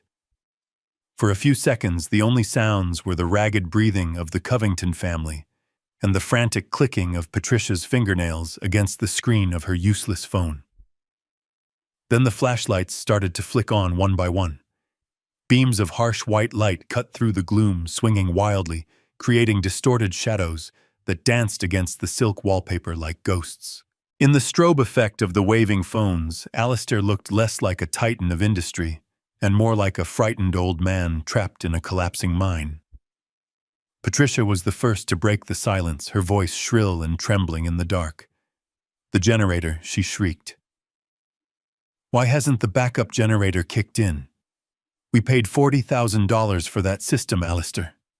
It is supposed to be automatic." Alistair was fumbling with his own phone, trying to direct the light toward the breaker panel in the hallway, but his hands were shaking too badly. "It is the fuel service," he muttered, more to himself than to us. "I forgot to pay the renewal fee for the propane delivery. I thought I had another month." I sat in the dark, calm and still. I didn't turn on a light. I didn't need to. I knew exactly where everyone was. I knew exactly what was happening. Weiss had been thorough. When you buy the debt of a property, you don't just own the mortgage, you own the leverage to cut the utilities if the accounts are in default. It was petty perhaps, but after watching wine drip from my daughter's chin, petty felt like justice. Then, in the chaos of the shadows, a sound cut through the panic. It was the cheerful, upbeat chime of an email notification. Ding! It came from Trent's phone. In the darkness, the screen lit up his face with a ghostly blue glow. He was staring at it, his eyes wide and unblinking. The expression on his face wasn't confusion anymore. It was the look of a man watching a car crash. In slow motion, knowing he is in the driver's seat. Trent, Patricia called out, waving her flashlight beam toward him, blinding him momentarily. "Who is that? Is it the bank? Did they fix the cards?" "Tell me they fixed the cards, Trent. I cannot deal with this humidity without the air conditioning." Trent didn't answer. He didn't blink. He just stared at the screen, his thumb hovering over the glass. Trent, Alistair barked, turning his own light onto his son. "Answer your mother." "What is it?" "It is work," Trent whispered. His voice was hollow, stripped of all its usual arrogance. "It is a priority notification from Human Resources and the legal department." "Open it," Alistair commanded. "Maybe it is a bonus. Maybe the commission came through early. We can use that cash to float the accounts until morning." "Open it." Trent tapped the screen. I watched him from the shadows. I watched his eyes scan the text left to right, top to bottom. I watched his jaw go slack. I watched the phone slip slightly in his sweaty grip. "Read it," I said from the dark. My voice startled them. They had forgotten I was there. I was just part of the furniture again, invisible in the gloom. Trent looked up blindly into the dark, trying to find me. It says, "Notice of immediate termination with cause." Patricia let out a gasp. "Termination? You mean fired?" "They cannot fire you. You are the regional director. You are indispensable." "Keep reading, Trent," I said. "Why?" Trent swallowed hard. His voice shook as he read from the tiny glowing screen. "Effective immediately, your employment with North Stream Logistics is terminated. This action follows an emergency internal audit triggered by the acquisition of our parent company. Acquisition. Alistair interrupted, his brow furrowing in the harsh light of the phone. Who acquired North Stream? They were stable. They weren't on the market. Trent scrolled down. Blackwood Holdings, he read. The name hit the room like a physical blow. Alistair froze. Even in the dim light, I could see the recognition dawn on his face. He knew the name. In the world of high finance and aggressive acquisitions, Blackwood Holdings was a legend. It was a phantom entity known for swallowing distressed companies, stripping them of their rot, and rebuilding them with ruthless efficiency. It was a name that made men like Alistair nervous because Blackwood didn't play golf and didn't attend charity galas. Blackwood just won. Blackwood. Alistair whispered, reverence and fear mixing in his tone. They are sharks. Absolute killers. They bought North Stream when... How did I miss that in the journals? Trent ignored him, reading the rest of the email, his voice rising in panic. The audit has revealed significant irregularities in your expense accounts, including unauthorized vehicle leases, personal travel expenses flagged as client development, and undocumented cash withdrawals. As such, the company is exercising its right to withhold all severance and accrued bonuses pending a criminal investigation. Criminal investigation, Patricia wailed, clutching Alistair's arm. Trent, tell them it is a lie. Tell them you are innocent. Trent looked at his father. Dad, they are taking the car. The email says the repossession order for the BMW has already been dispatched. And the apartment. The company lease on the penthouse. They are evicting Chloe. Tonight. Who is Chloe? Patricia asked, confused. Is she your assistant? Trent didn't answer. He dropped into his chair, the phone clattering onto the table. He put his head in his hands. It is over, he moaned. It is all over. They know everything. They have the receipts, Dad. They listed them. The jewelry store. The casino in Atlantic City. They know about the bookie. Alistair stared at his son with a mixture of horror and realization. He didn't care about the morality of the theft. He cared that Trent had been caught. He cared that the safety net he thought he had, the son he thought was his legacy, was just as bankrupt and fraudulent as he was. Blackwood Holdings. Alistair muttered, pacing the room, his flashlight swinging wildly. Why would they target a logistics firm? They usually go for manufacturing or real estate. This doesn't make sense, unless they are consolidating the sector. He stopped and looked at me. His light blinded me for a second, before he turned it away, dismissing me again. You don't understand what this means, Harlan, he said, his voice trembling. You think losing a job at a garage is bad. This is a corporate execution. Blackwood Holdings doesn't just fire people. They salt the earth. If they flagged Trent for embezzlement, he will never work in this industry again. His name is Mud. He is finished. I took a sip of my water in the dark. I knew exactly what it meant. I had written the policy. It sounds very thorough, I said calmly. This Blackwood group seems to know exactly where to look. Almost as if they had inside information. They are monsters, Alistair spat. Faceless, soulless monsters. I have heard stories about the chairman. Nobody knows who he is. He never gives interviews. He never shows his face. They say he runs the empire from a bunker. He destroys families for sport, Harlan. For sport. And now he has come for my son. The irony was delicious, intoxicating. Alistair Covington. The man who threw wine at my daughter. The man who built his life on debt and pretension was standing there calling me a monster. He was calling the man sitting 5 feet away from him a faceless destroyer. He had no idea that the monster was wearing a flannel shirt and eating his dry turkey.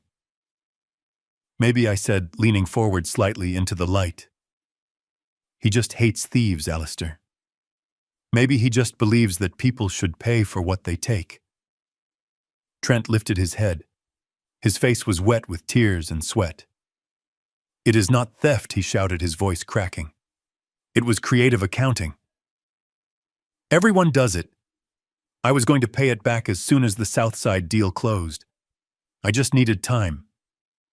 They didn't give me time. They just cut my throat." He looked at Maya, who was sitting silently in the dark, watching her husband crumble. "Maya, you have to help me," he begged. "You have some savings, right? That money you send to your dad. We need it. We need to hire a lawyer, a defense attorney. If Blackwood goes to the police, I am going to prison." Maya looked at him. In the shadows, her eyes were dark pools. She looked at the man who had laughed when wine was thrown in her face. She looked at the man who had forbidden her to help me. "I don't have any money, Trent," she said softly. "You told me it was our money, remember? And you spent it all on Chloe." Trent flinched as if she had slapped him. "Don't start with that now. Chloe is nothing. She is just stress relief. You are my wife. You are supposed to stand by me." "Stand by you," I said, my voice low and dangerous. "Like you stood by her when your father assaulted her. Like you stood by her when you mocked her poverty." Trent spun toward me, his flashlight blinding me again. "Shut up, old man. You don't get to speak. You are enjoying this, aren't you? You are happy that we are ruined. But guess what? If I go down, Maya goes down too. She is my wife. Her name is on the joint tax returns. If the IRS comes for me, they come for her." I smiled in the dark.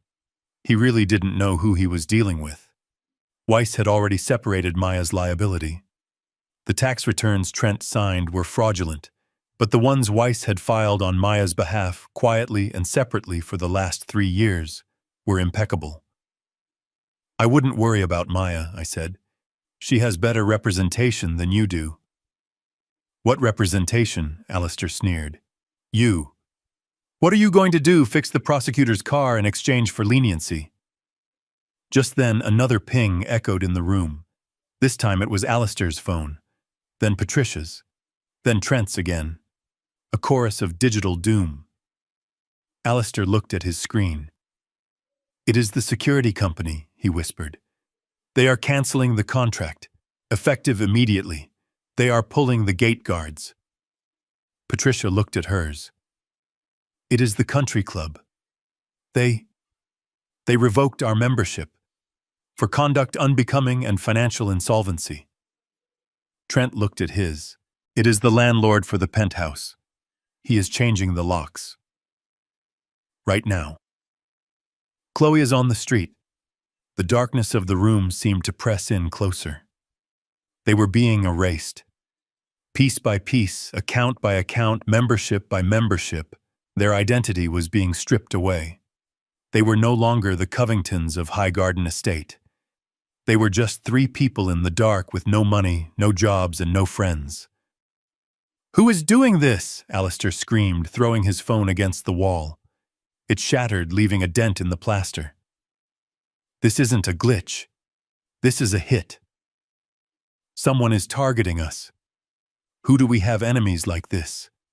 We don't know anyone with this kind of reach." I stood up slowly. My knees cracked audibly in the silence. I picked up the wine bottle from the table. It was heavy, cool to the touch. "You have lived a life of creating enemies, Alistair," I said, walking around the table until I stood behind Maya's chair. "You treat people like dirt. You steal, you lie, you bully.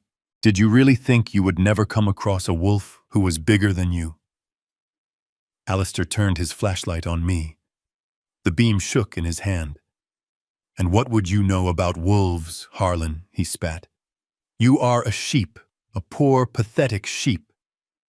I placed a hand on Maya's shoulder. She reached up and touched my hand, her fingers cold.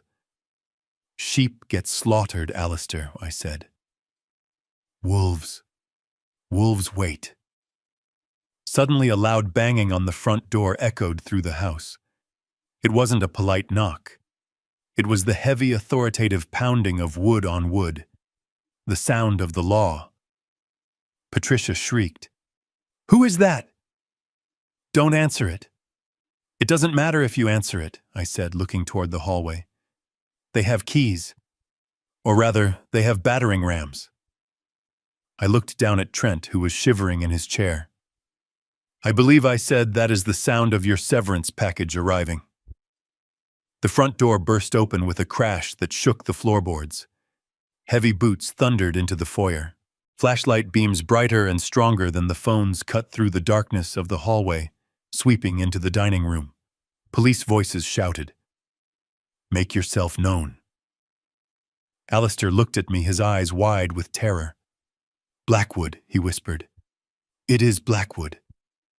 I leaned down close to his ear. "Yes," I whispered back. "It is." The police officers did not arrest anyone immediately. They simply filled the foyer with their imposing presence, a wall of blue uniforms and tactical lights that pushed the darkness back into the corners.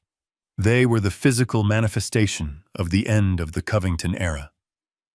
But before they could even read Alistair his rights or put cuffs on Trent, a high-pitched screaming cut through the heavy silence of the house coming from the front lawn. It was a woman's voice, shrill with panic and entitlement, the sound of a person who has never been told no, crashing headfirst into a reality where yes is no longer an option. One of the officers at the door stepped aside, and a figure burst into the dining room like a hurricane in high heels.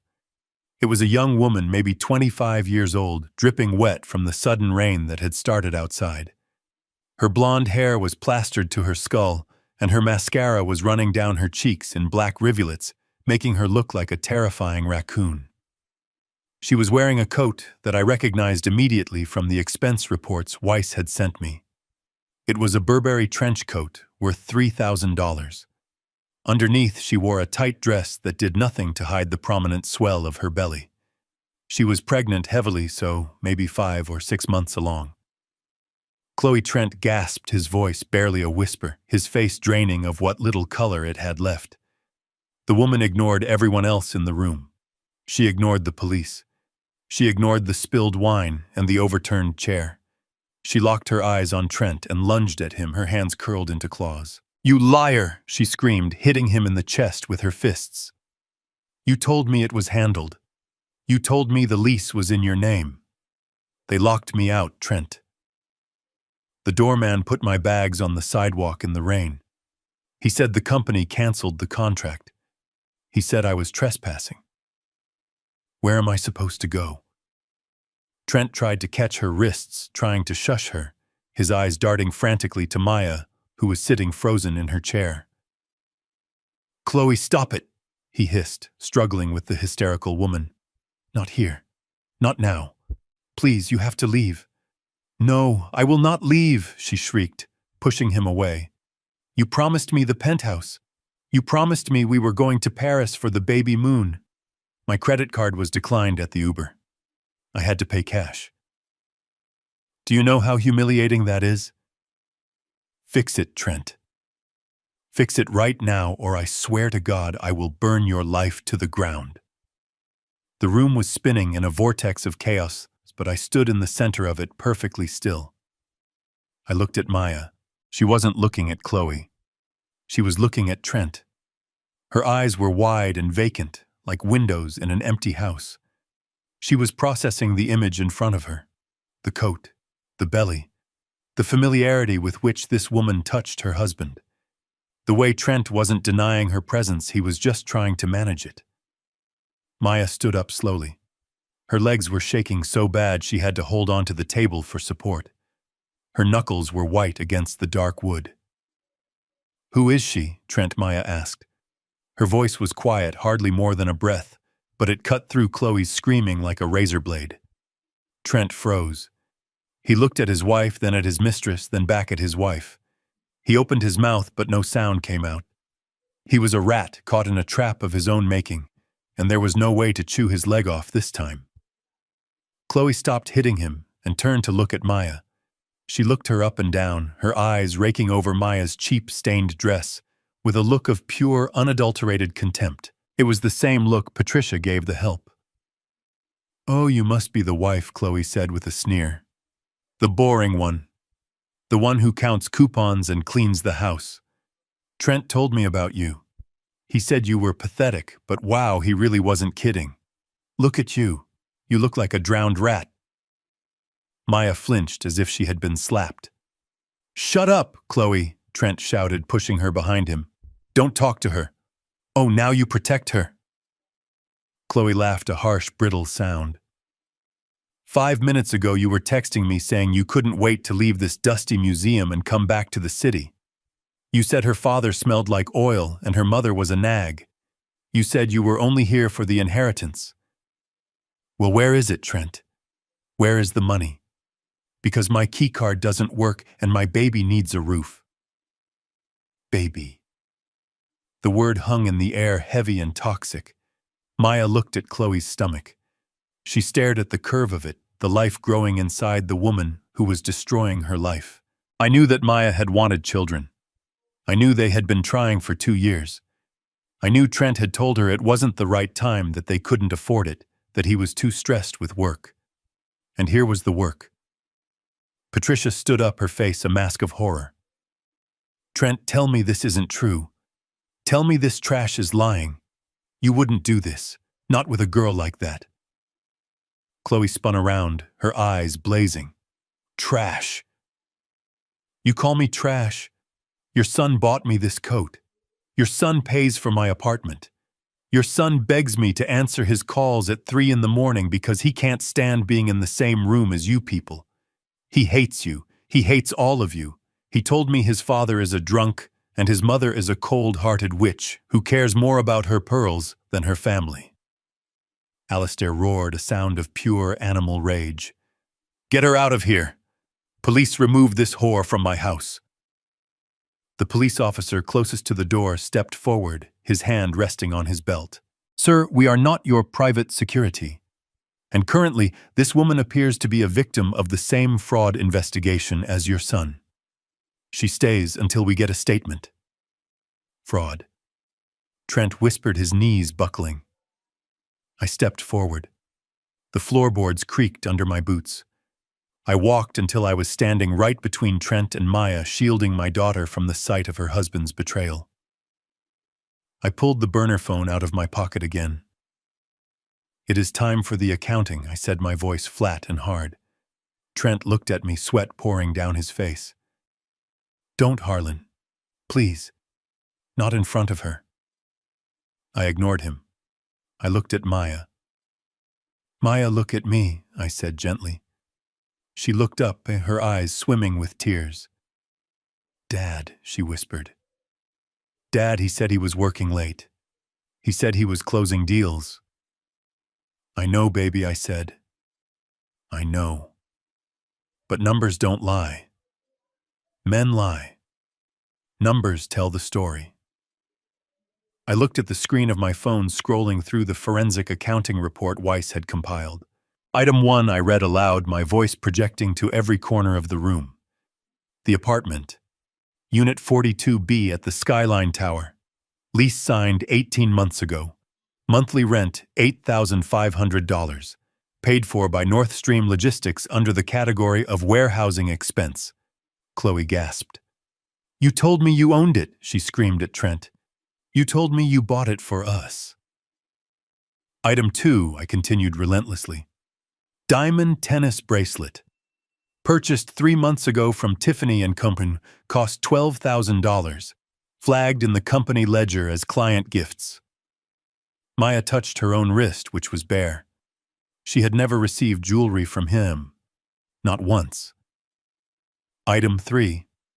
Prenatal care and luxury birthing package at St. Jude's Medical Center. Deposit paid last week. $15,000. Withdrawn from the joint savings account you share with Maya, labeled as IRS tax payment. Maya let out a sound that was half sob, half scream. You stole my savings, she choked out. You told me we owed taxes. You told me we were going to lose the car if I didn't sign the transfer. I worked double shifts at the diner for that money, Trent. I scrubbed floors for that money. And you spent it on her baby. Trent tried to reach for her. Maya, listen, it is complicated. I was going to put it back. The Southside deal was going to cover everything. There was no Southside deal, Trent. I shouted, my voice booming like a cannon. There never was. It was a Ponzi scheme you were running on your own father to cover your losses. I turned the page on the digital report. Item 4. Travel. 2 weeks in Cabo San Lucas last October. Labeled as Regional Conference. Total cost for 2, including first-class flights and private villa, $22,000. Maya covered her mouth with her hand. October. You missed my birthday, she whispered. You said you were in a meeting in Detroit. You said you couldn't get a signal. You were on a beach with her. Trent looked at the floor, his resistance finally breaking. I needed a break, he muttered. You don't understand the pressure I am under, Maya. You are always so sad. You are always tired. You come home smelling like cleaning products and diner grease. It is depressing. Chloe? She is fun. She doesn't ask me about bills. She doesn't look at me with those big sad cow eyes waiting for me to fix everything. She makes me feel like a man. The cruelty of his words was breathtaking. He wasn't just admitting the affair, he was blaming Maya for it. He was telling her that her exhaustion, her sacrifice, the very work she did to support him, was the reason he sought comfort in the arms of a woman he was paying for with stolen money. Chloe looked at Trent, her face twisting. You told me she was crazy, she said. You told me she was asexual. You told me you slept in separate rooms. We do, Trent yelled. We do sleep in separate rooms because I can't stand to look at her. Look at her, Chloe. Look at that dress. Look at her hair. She is a peasant. She belongs in a trailer park with her father. I married her because I thought she would be grateful. I thought she would be a good little wife who kept the house clean and didn't ask questions. But she is just a millstone around my neck. Maya stood there taking the bullets one by one. I watched her heart break. I watched the light go out of her eyes. But then something else flickered there. A spark. A tiny ember of the rage that ran in her bloodline, the Blackwood rage. She stopped crying. She wiped her face with the back of her hand, smearing the wine and the tears to a war paint. She looked at Trent, and for the first time in years, she didn't look like a victim. She looked like a judge. You are right, Trent, she said, her voice steady and cold. I am a peasant. I work for my money. I clean up other people's messes. And do you know what I learned from cleaning houses? Trent looked at her, wary of the change in her tone. What? I learned that you can't clean something that is rotten to the core, Maya said. You just have to throw it out. She reached down to her left hand. She struggled for a moment, the ring tight on her finger. She pulled it off. It was a modest ring, a small diamond that Trent had claimed was a family heirloom, but which I knew he had bought at a pawn shop. She held it up. It caught the light of the police flashlights. You want to talk about value, she said. You want to talk about worth. This ring is a lie. This marriage is a lie. You are a lie.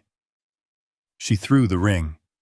It hit Trent in the chest and bounced off, landing in the wine glass Alistair had been drinking from with a soft plink. Keep it, Maya said. You are going to need the money for bail. Trent looked at the ring in the glass, then at Maya. You can't leave me, he said, his voice rising in panic again. You can't. I am your husband. We have a covenant. And besides, you have nowhere to go. You have no money. You have no home. Dad kicked us out. The bank took everything. You need me, Maya. I am the only one who knows how to navigate this world. I stepped forward, blocking his view of her. She doesn't need you, Trent, I said. She never did. She carried you. For 5 years, she carried you on her back while you picked her pockets. And as for navigating this world, you seem to have crashed the ship into the rocks. Chloe let out a sob, sinking to the floor in her expensive coat. What about me? She wailed. What about my baby? You can't leave us on the street. I looked down at her. I didn't feel hate for her. I felt pity. She was just another casualty of the Covington ego. Nobody is going on the street tonight, except Trent, I said. I looked at the police officer. Officer, I believe this man has confessed to embezzlement and fraud in front of multiple witnesses. And I believe there is a warrant for his arrest regarding the misappropriation of funds from North Stream Logistics. The officer nodded, stepping forward and pulling a pair of handcuffs from his belt. Trent Covington, put your hands behind your back. Trent scrambled backward, knocking over his chair. No. No, you can't do this. My father is Alistair Covington. We have lawyers. Dad, call the senator. Call someone. Alistair was sitting in the ruins of his dinner, his head in his hands. He didn't look up. He knew the senator wouldn't pick up. He knew the game was over. Dad, Trent screamed as the officer grabbed his arm and spun him around. Dad, help me! The click of the handcuffs was the loudest sound in the room. Trent began to weep, loud, ugly sobs that shook his shoulders. It wasn't the crying of a man who was sorry. It was the crying of a child who had been told playtime was over. Chloe watched him being cuffed, her face blank. She realized finally that there was no penthouse. There was no Paris. There was just a man in cuffs and a baby that would need diapers. Maya walked over to Chloe. She knelt down, ignoring the stain on her dress. She looked the mistress in the eye. He lied to you too, Maya said softly. He used us both. Chloe looked at Maya, tears welling up again. I have nowhere to go, she whispered. My parents, they don't know about the baby. They think I am a model in the city. Maya reached into her purse. She pulled out a $20 bill. It was all she had. Take a cab to the women's shelter on 4th Street, she said. Tell them Maya sent you. They will give you a bed. It is clean. It is safe. Chloe took the money, her hand shaking. Thank you, she whispered. I watched my daughter. Even in the midst of her own destruction, she was kind. She was good. She was everything these people were not. Trent was being dragged toward the door, struggling and shouting obscenities at me, at his father, at the world. You will pay for this, Harlan, he screamed. You will pay. You are nothing. You are dirt. I watched him go. Dirt is what things grow in, Trent, I said quietly.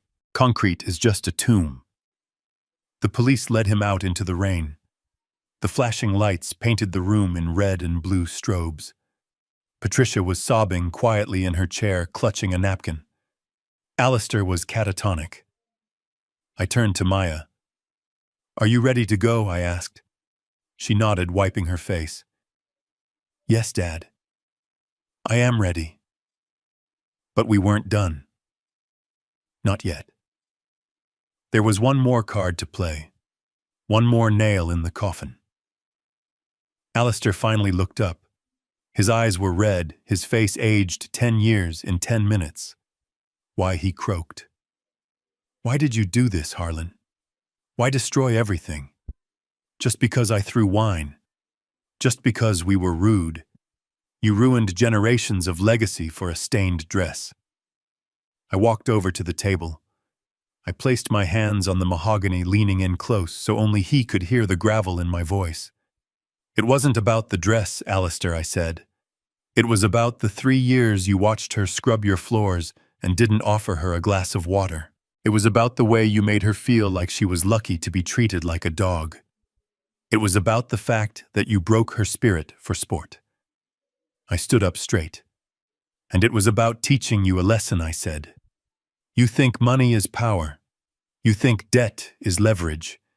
You forgot the most important rule of business, Alistair. What rule? He whispered. Never leverage what you cannot afford to lose, I said. And never ever underestimate the man who knows how to take the engine apart. Because he knows exactly which wire to cut to make the whole thing stop. I took Maya's arm. We walked toward the door, leaving the Covingtons in the dark, in the ruins of their feast, surrounded by police and the ghosts of their own greed. As we stepped out onto the porch, the cold air hit us again. But this time it didn't feel biting. It felt fresh. It felt like a new beginning. My old truck was waiting in the driveway. It looked beautiful under the moonlight. Reliable, strong, paid for. Maya looked at it, then at the mansion behind us, which was now being taped off by the sheriff's deputies for foreclosure inventory. "Dad," she said, her voice small. "Where are we going to go? I don't have a home anymore." I opened the passenger door for her, helping her up into the cab. "You have a home, baby," I said, smiling for the first time that night. "You have always had a home. You just didn't know about the renovations I made." I walked around to the driver's side and climbed in. I turned the key. The engine roared to life, a deep, throaty rumble that sounded like victory. I pulled the phone out of my pocket one last time. I sent a text to Weiss. "Package secured. Proceed with the acquisition of the lake house," the one she liked when she was 12. I put the truck in gear, and we drove down the long, winding driveway, leaving the nightmare in the rearview mirror. But the payoff wasn't just the destruction of the Covingtons. The real payoff was what was waiting for Maya at the end of the road. She thought we were going to the trailer park. She didn't know we were going to the estate next to the lake, the one with the garden she had drawn pictures of when she was a child, the one I had bought 5 years ago and kept empty, waiting for the day she came back to me. I looked over at her. She was leaning her head against the cool glass, watching the trees pass by. She looked peaceful. "It is over," I said. She looked at me and smiled, a sad, tired, genuine smile. "No, Dad," she said. "I think it is just beginning." The silence left in the wake of the police sirens was heavier than the noise had been. The red and blue strobe lights that had painted the dining room walls in violent colors faded into the distance, taking Trent away to a holding cell that would be the first room he had ever slept in without Egyptian cotton sheets. Patricia sat slumped in her chair, a weeping pile of diamonds and despair, clutching a napkin stained with the wine that had started this war. She looked like a wax figure melting under heat, her face gray and sagging. Her eyes fixed on the empty doorway, where her golden boy had been dragged out in handcuffs. Alistair was standing by the head of the table. He was breathing hard, his chest heaving underneath his stained dress shirt. He looked like a man who had woken up in a coffin, only to realize he had been the one to nail the lid shut. He stared at the spot where Trent had stood, his hands opening and closing into useless fists. He was trying to process the impossible sequence of events that had turned his Thanksgiving dinner into a crime scene. His son was gone. His accounts were frozen. His reputation was bleeding out on the floor. But the night was not done with him yet. There was one more card left to fall, one final piece of the foundation that had to be kicked out from under his feet. His phone rang again. The sound made Patricia jump. It echoed in the cavernous room like a fire alarm. Alistair stared at the device lying on the table amidst the wreckage of the meal. He looked at it with a mixture of terror and desperate hope. It was his personal line, the number only 5 people in the world had. He snatched it up. I saw the name flash on the screen. Sterling, his personal attorney, the man who buried bodies and hid assets, the man who charged $1,000 an hour to keep the Covington name clean. Alistair answered it instantly, pressing the phone to his ear with both hands as if it were an oxygen mask. "Sterling," he gasped, his voice cracking. "Thank God. Where have you been? The world has gone mad. The police just took Trent. They said he was embezzling. And the bank. Bob says the accounts are frozen. You have to get down here. You have to file an injunction. I want a restraining order against the bank. I want Trent out on bail immediately. Fix this, Sterling. That is what I pay you for." I watched Alistair's face. I watched the desperate hope flicker and die, replaced by a confusion that rapidly darkened into absolute horror. He stopped speaking. He listened. His mouth fell open slightly. He began to shake his head back and forth, a slow, rhythmic denial of reality. "No," he whispered. "No, you cannot be serious. That is illegal. They cannot do that. This is my home. I have rights. I have title insurance." He listened again. His knees buckled and he had to lean against the table to keep from collapsing into the spilled gravy. 30 minutes, he shrieked, his voice rising to a falsetto that sounded nothing like the booming baritone of the man who had commanded this room an hour ago. 30 minutes. It takes me 30 minutes to find my cufflinks. You cannot tell me to leave my house in 30 minutes. It is Thanksgiving, Sterling. There are laws. There is due process. I took a sip of my water. There was due process. And Alistair had ignored it when he signed the predatory lending agreements that Weiss had drafted. He had signed away his grace periods in exchange for lower interest rates, betting that he would never default. He had bet against the house and he had lost. Alistair pulled the phone away from his ear and put it on speaker, screaming at the device. "Tell them no. Tell them I will sue. Tell them I will burn the courthouse down." A voice, tinny and professional, floated out of the speaker, filling the room with the final verdict. "Alistair, listen to me closely," Sterling said. His voice was devoid of sympathy. It was the voice of a rat jumping off a sinking ship. "The note holder has exercised the accelerated foreclosure clause. It is ironclad. They obtained an emergency writ of possession from the night judge 20 minutes ago, citing flight risk and asset dissipation. The sheriff's deputies are en route to execute the order. They are 5 minutes out." "Who is the note holder?" Alistair screamed, spit flying from his lips. "Who is doing this to me?" "Blackwood Holdings," Sterling replied. "It is the same entity that froze your accounts. They own everything, Alistair. They own the mortgage, the second lien, the business loans, and the line of credit you used to buy the yacht. They called it all in. You are insolvent. Then stop them." Alistair begged, his rage turning into a pathetic whimper. "File a bankruptcy motion." Chapter 11. Anything. "Buy me time." "I cannot file anything," Sterling said coldly. "My firm has withdrawn from your representation, Alistair. Your retainer check bounced an hour ago. We do not work on credit. Especially not for clients who are about to be indicted." "Indicted," Alistair whispered. "The SEC has opened an inquiry into your Cayman transfers," Sterling added. "Good luck, Alistair. I would suggest you pack a bag, a small one." The line went dead. "Tutsu." Alistair dropped the phone. It didn't break this time. It just landed with a dull thud on the tablecloth, lying there like a dead insect. 30 minutes, he murmured, staring at the wall. 30 minutes. He looked up, his eyes scanning the room frantically. He looked at the crystal chandelier. He looked at the oil paintings of his ancestors on the walls. He looked at the heavy velvet drapes. He looked at the empire he had spent a lifetime building on a foundation of debt and arrogance.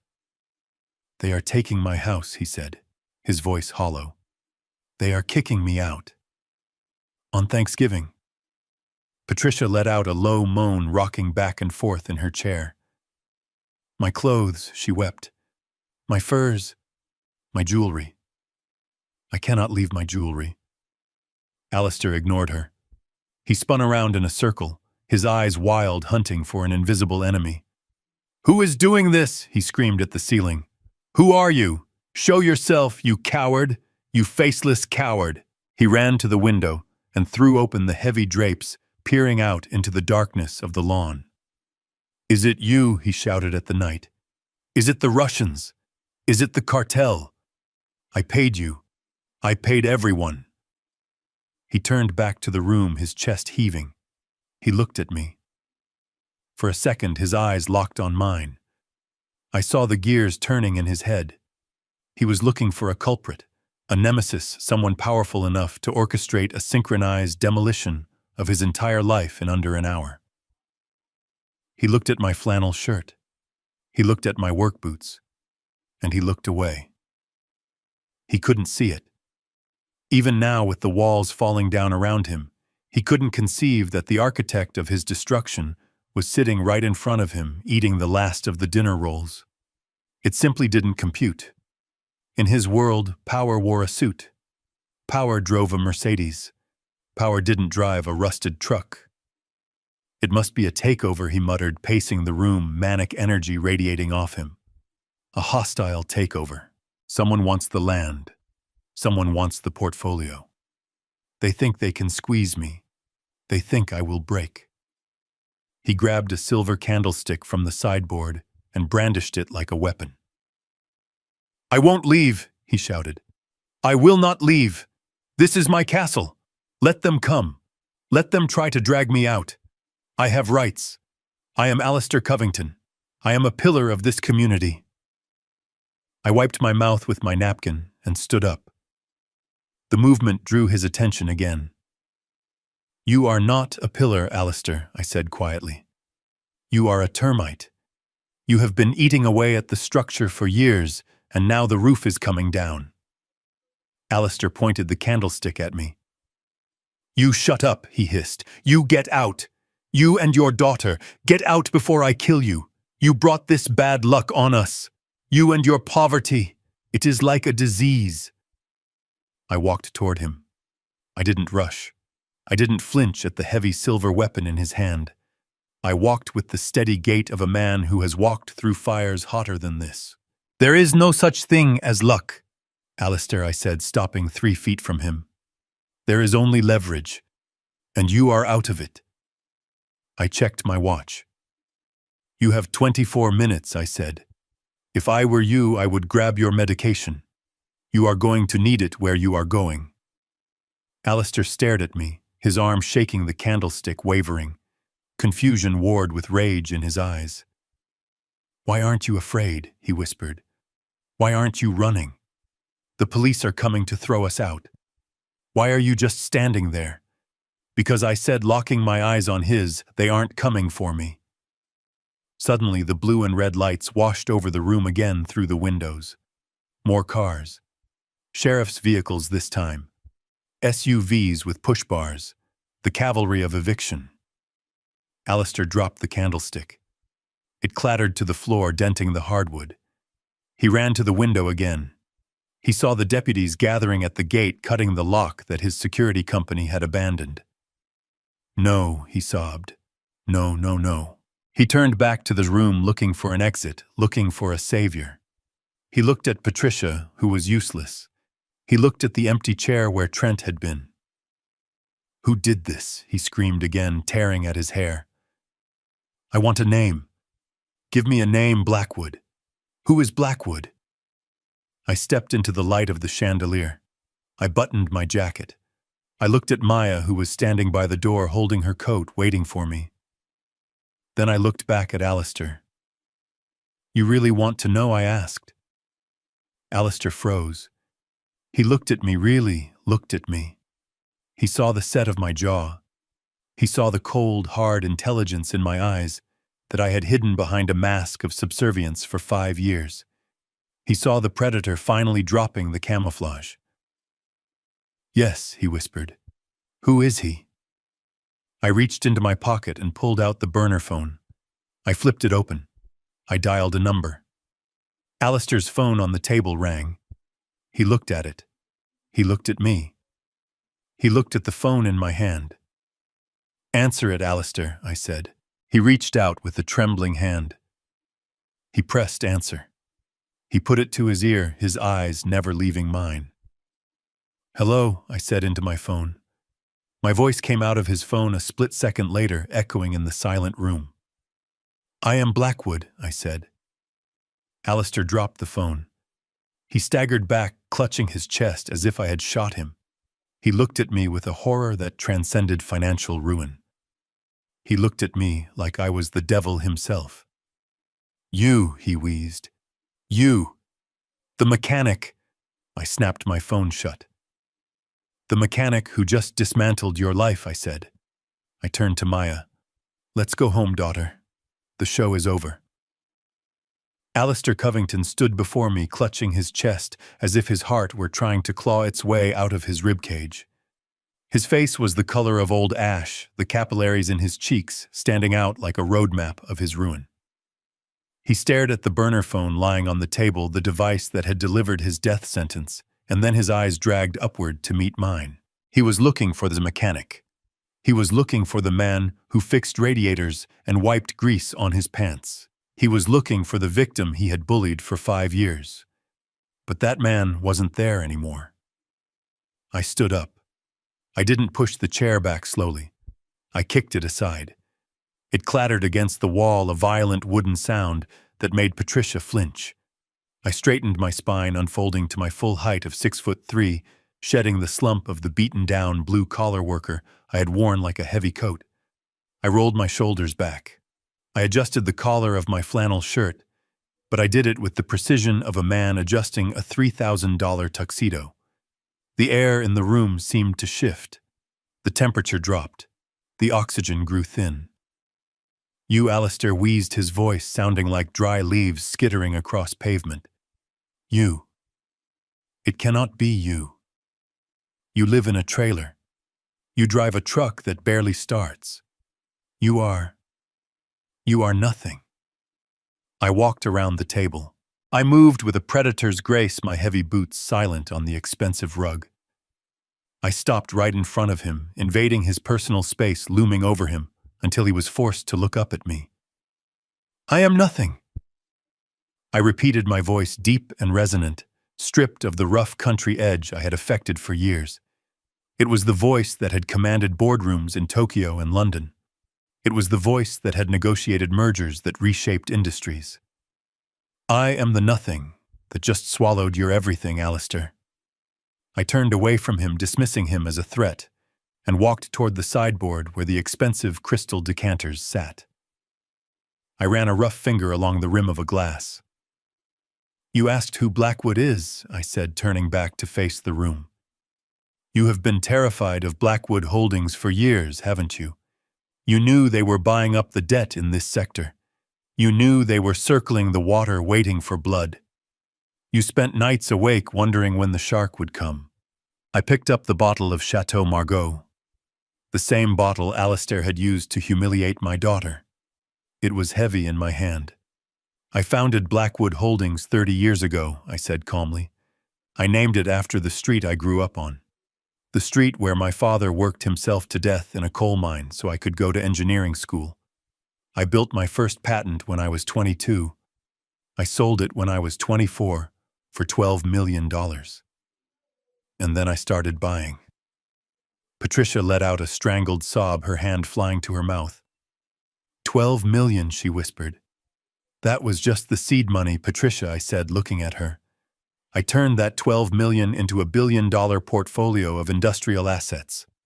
I own the steel mills that make the girders for your skyscrapers, Alistair. I own the shipping lines that transport your materials. I own the bank that holds your mortgage." I walked over to Maya.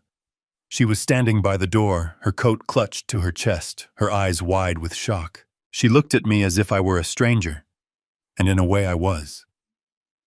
I had hidden this part of myself from her too. I had wanted her to be normal. I had wanted her to be safe from the vultures that circle around money. But I had failed. By hiding my strength, I had left her vulnerable to wolves. "I am sorry, baby," I said to her, my voice softening. "I wanted you to build your own life. I didn't want you to be a trust fund kid. I wanted you to find a man who loved you for you. But I should have told you. I should have warned you that wolves dress like sheep, but sharks dress like gentlemen." I turned back to Trent. He was still in the doorway, the police officer holding his arm. He had stopped struggling. He was listening, his mouth hanging open. "You knew," Trent whispered. "You knew the whole time." I walked toward him, stopping just out of reach of his cuffed hands. "I knew the moment you met my daughter," I said. "I had you vetted, Trent. I knew about your gambling debts before you proposed. I knew about your entitlement. But Maya loved you, and I have a rule. I do not interfere with my daughter's happiness. So I waited. I watched. I let you marry her. I paid off your bookie anonymously 3 days before the wedding so you wouldn't get your legs broken at the altar. Trent's eyes bulged. That was you. You paid Rocco. I paid everyone, I said. I bought your debt, Trent. Every time you swiped a card, every time you took a loan, I bought the paper. I own you. I have owned you for 3 years. I let you live in my world. I let you spend my money. I let you drive cars, leased from my companies, because I wanted to see if you would ever become a man. I wanted to see if you would treat my daughter with kindness. I leaned in close, my face inches from his. But you didn't, I whispered. You treated her like a servant. You cheated on her. You stole from her. And tonight you laughed when your father assaulted her. I stepped back, my disgust palpable. So I pulled the plug. I decided that my experiment was over. You are a failed investment, Trent, and Blackwood Holdings liquidates failed investments. Alistair suddenly found his voice. He lunged toward me, his hands shaking. This is entrapment, he screamed. You deceived us. You committed fraud. You pretended to be poor to trick us into what, Alistair? I asked, cutting him off. Into showing your true colors, into revealing that you are a bigot and a bully. I didn't make you throw that wine. I didn't make you scream at my daughter. I didn't make you embezzle from your own company. You did that all by yourself. I just handed you the rope. I walked back to the table. I picked up a clean wine glass. I held it up to the light, inspecting it for spots. It was pristine. I bought your mortgage 6 months ago, Alistair, I said, pouring the dark red wine into the glass. The sound of the liquid filling the bowl was the only sound in the room. I bought it through a shell company. I paid full price. The bank was happy to sell it because they knew you were missing payments. They knew you were leveraging the equity to pay for your lifestyle. I swirled the wine, letting it breathe. I bought your business loans 3 months ago, I continued. I bought the debt on your commercial properties. I bought the lease on your private jet. I bought it all. I spent $50 million acquiring every single debt obligation attached to the Covington name. Why, Alistair whispered, tears streaming down his face. Why would you do that? Because I needed leverage, I said. I knew this day would come. I knew eventually you would cross a line you couldn't uncross. And when you did, I didn't want to just sue you. I didn't want to just argue with you. I wanted the power to turn off your lights. I walked over to Maya holding the glass of wine. I wanted the power to evoke the sunset clause, I said. Do you know what that is, Alistair? It is a clause I put in all my acquisition contracts. It states that upon any act of moral turpitude or reputational damage caused by the debtor, the note holder has the right to demand immediate full repayment. I stood in front of my daughter. Throwing wine at a woman is moral turpitude, Alistair. It is assault. And it damaged the reputation of my family. So I called the note. All of it. At once. I held the glass out to Maya. Here, sweetheart, I said gently. Maya looked at the glass, then at me. Her hands were trembling. Dad, she whispered. You own everything. I own nothing, I said. Blackwood Holdings owns it. And as of this morning at 9 a.m. when I signed the transfer papers, you are the sole beneficiary of the Blackwood Family Trust. Maya gasped, her hand flying to her mouth. You own it, Maya, I said. You own this house. You own the bank that holds the note. You own the company that just fired your husband. You own the ground they are standing on. The revelation hit the room like a physical shockwave. Trent let out a sound like a wounded animal. Patricia fainted, slumping sideways in her chair, her diamonds clattering against the wood. Alistair stared at Maya, the girl he had abused, the girl he had called clumsy and weak, and he realized that she was now his landlord, his creditor, and his executioner. I placed the glass in Maya's hand. Her fingers closed around the stem. Drink it, baby, I said. It is your wine. You paid for it. Maya looked down at the dark liquid. She looked at the stain on her dress. She looked at Trent being held by the police, his face a mask of avarice and regret. She looked at Alistair, a broken king in a castle made of sand. She didn't drink it. She walked over to the table where Alistair was leaning, trying to hold himself upright. She stood in front of him. She was small and stained and exhausted, but in that moment she looked like a queen. She raised the glass. Alistair flinched, squeezing his eyes shut, expecting her to throw it in his face, expecting her to return the violence he had given her. But she didn't. She tilted the glass slowly and poured the wine onto the floor. It splashed onto the Persian rug, staining the expensive wool, a deep, permanent red. She poured until the glass was empty. "It is just wine, Alistair," she said, her voice soft, but filled with a new steel. "It isn't power. It isn't respect. It is just fermented grapes. And you traded your son and your home for it." She dropped the glass. It didn't break. It rolled across the carpet and came to a stop at his feet. "I don't want your house," she said. "I don't want your things. You can keep the memories. I am taking my father and I am leaving." She turned back to me. "Let's go, Dad." I smiled. It was the proudest moment of my life. She had the power to destroy them completely, to humiliate them as they had humiliated her, but she chose dignity. She chose to walk away. I put my arm around her shoulders. "Let's go," I said. We walked toward the door. The police officers stepped aside to let us pass. Trent lunged forward as we passed him, his face twisted with desperation. "Maya, wait," he screamed. "Baby, please." "I didn't know. I can change. We can fix this. You own the company. You can hire me back. We can be rich together. Maya, please, I love you." Maya didn't even break stride. She didn't look at him. She just kept walking her head high, her hand in mine. "He loves the money, Trent," I said over my shoulder. "He loves the trust fund. He never loved you." We stepped out into the night air. The rain had stopped, leaving the world glistening and cold. The flashing lights of the police cars and the sheriff's vehicles illuminated the driveway where the movers were already pulling up, ready to empty the house. Behind us, I heard Alistair start to scream. It was a long, incoherent howl of a man who had lost his soul and found out it wasn't worth anything on the open market. I opened the door of my truck for Maya. She climbed in. I walked around to the driver's side. I paused for a moment, looking back at the mansion. It looked smaller now. It looked like just a pile of bricks and wood. I climbed in and started the engine. The heater kicked on, blowing warm air into the cab.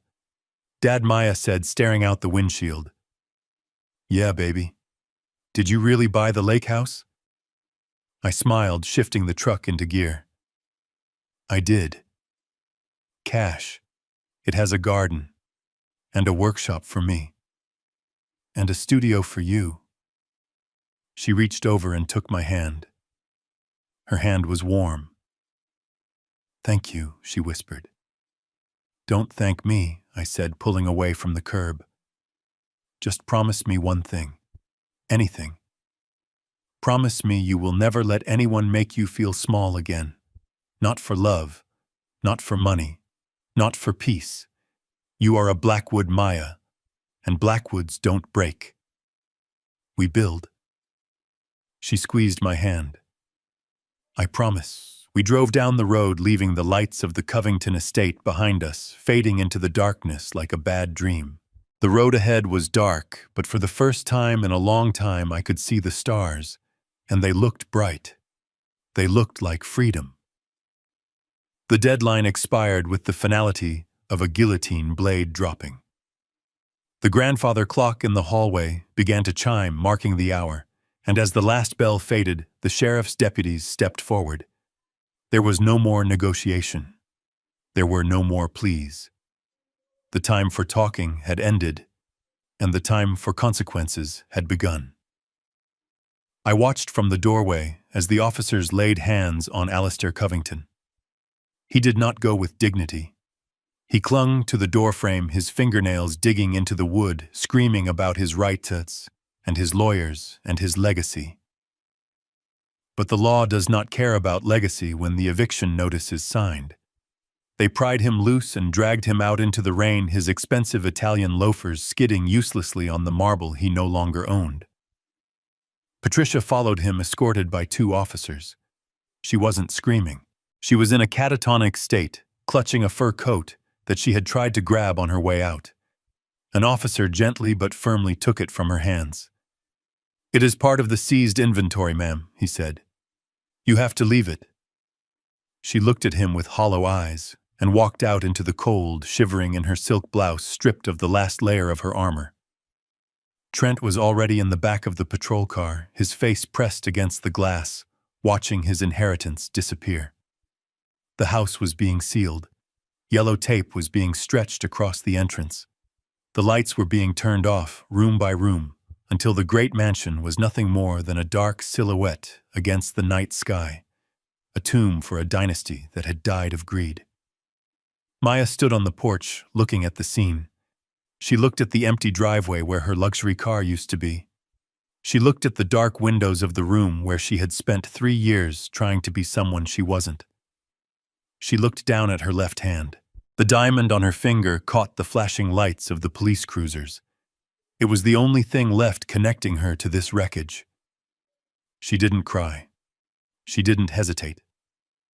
She slid the ring off her finger. It left a pale band of skin behind a scar that would heal in the sun.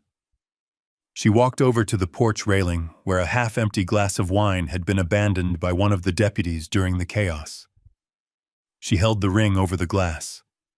"For the cleanup," she whispered. She dropped the ring. It splashed into the wine, sinking to the bottom with a dull clink, a golden circle drowning in red. It was a fitting end. A marriage bought with debt dissolved in the symbol of their excess. We walked to the truck. The gravel crunched under our feet, the same sound I had heard when I arrived, but now it sounded like freedom. I opened the door for her, and she climbed in. I got in the driver's seat and started the engine. The heater hummed to life. The cab was warm and smelled of old leather and oil. It smelled like reality. I put the truck in gear and pulled away. I didn't look back. There was nothing back there worth seeing, just a hollow shell and the people who had hollowed it out. Maya looked over at me. Her face was clean now, the wine washed away by the rain and her own tears. She looked tired, but she looked strong. She looked like a Blackwood. "Dad," she said softly, "do you think they will ever learn? Do you think they understand why this happened?" I kept my eyes on the road, the headlights cutting a path through the darkness. "No," I said, my voice rough and final. "They will blame the bank. They will blame the economy. They will blame me. They will never look in the mirror and see the rot. That is why we had to burn it down. You cannot cure gangrene with a bandage, Maya. You have to cut it out." She nodded, leaning her head on my shoulder. "Where are we going?" she asked. I smiled. "Forward," I said. We drove into the night, leaving the Covingtons on the curb in the rain, with nothing but their pride to keep them warm. It was a cold ending to their story, but as I watched the road ahead clear and open, I knew it was the only ending that mattered. Justice isn't about forgiveness. Justice is about balance. And finally, the scales were even. In the end, I learned that money is just a magnifying glass. It shows the world exactly who you are. For the Covingtons, it revealed rot, but for us, it revealed freedom. True power is not shouting at waiters or flashing black cards. It is the quiet confidence of knowing you can protect your own. Never mistake silence for weakness, and never judge a man by the grease on his hands. The most expensive things in life, dignity, loyalty, and love, cannot be bought, but they can be lost in a heartbeat if you forget where you came from. We are building something new now, something real. If you enjoyed watching the Covingtons get exactly what they deserved, hit that like button and subscribe for more stories of justice. Until next time.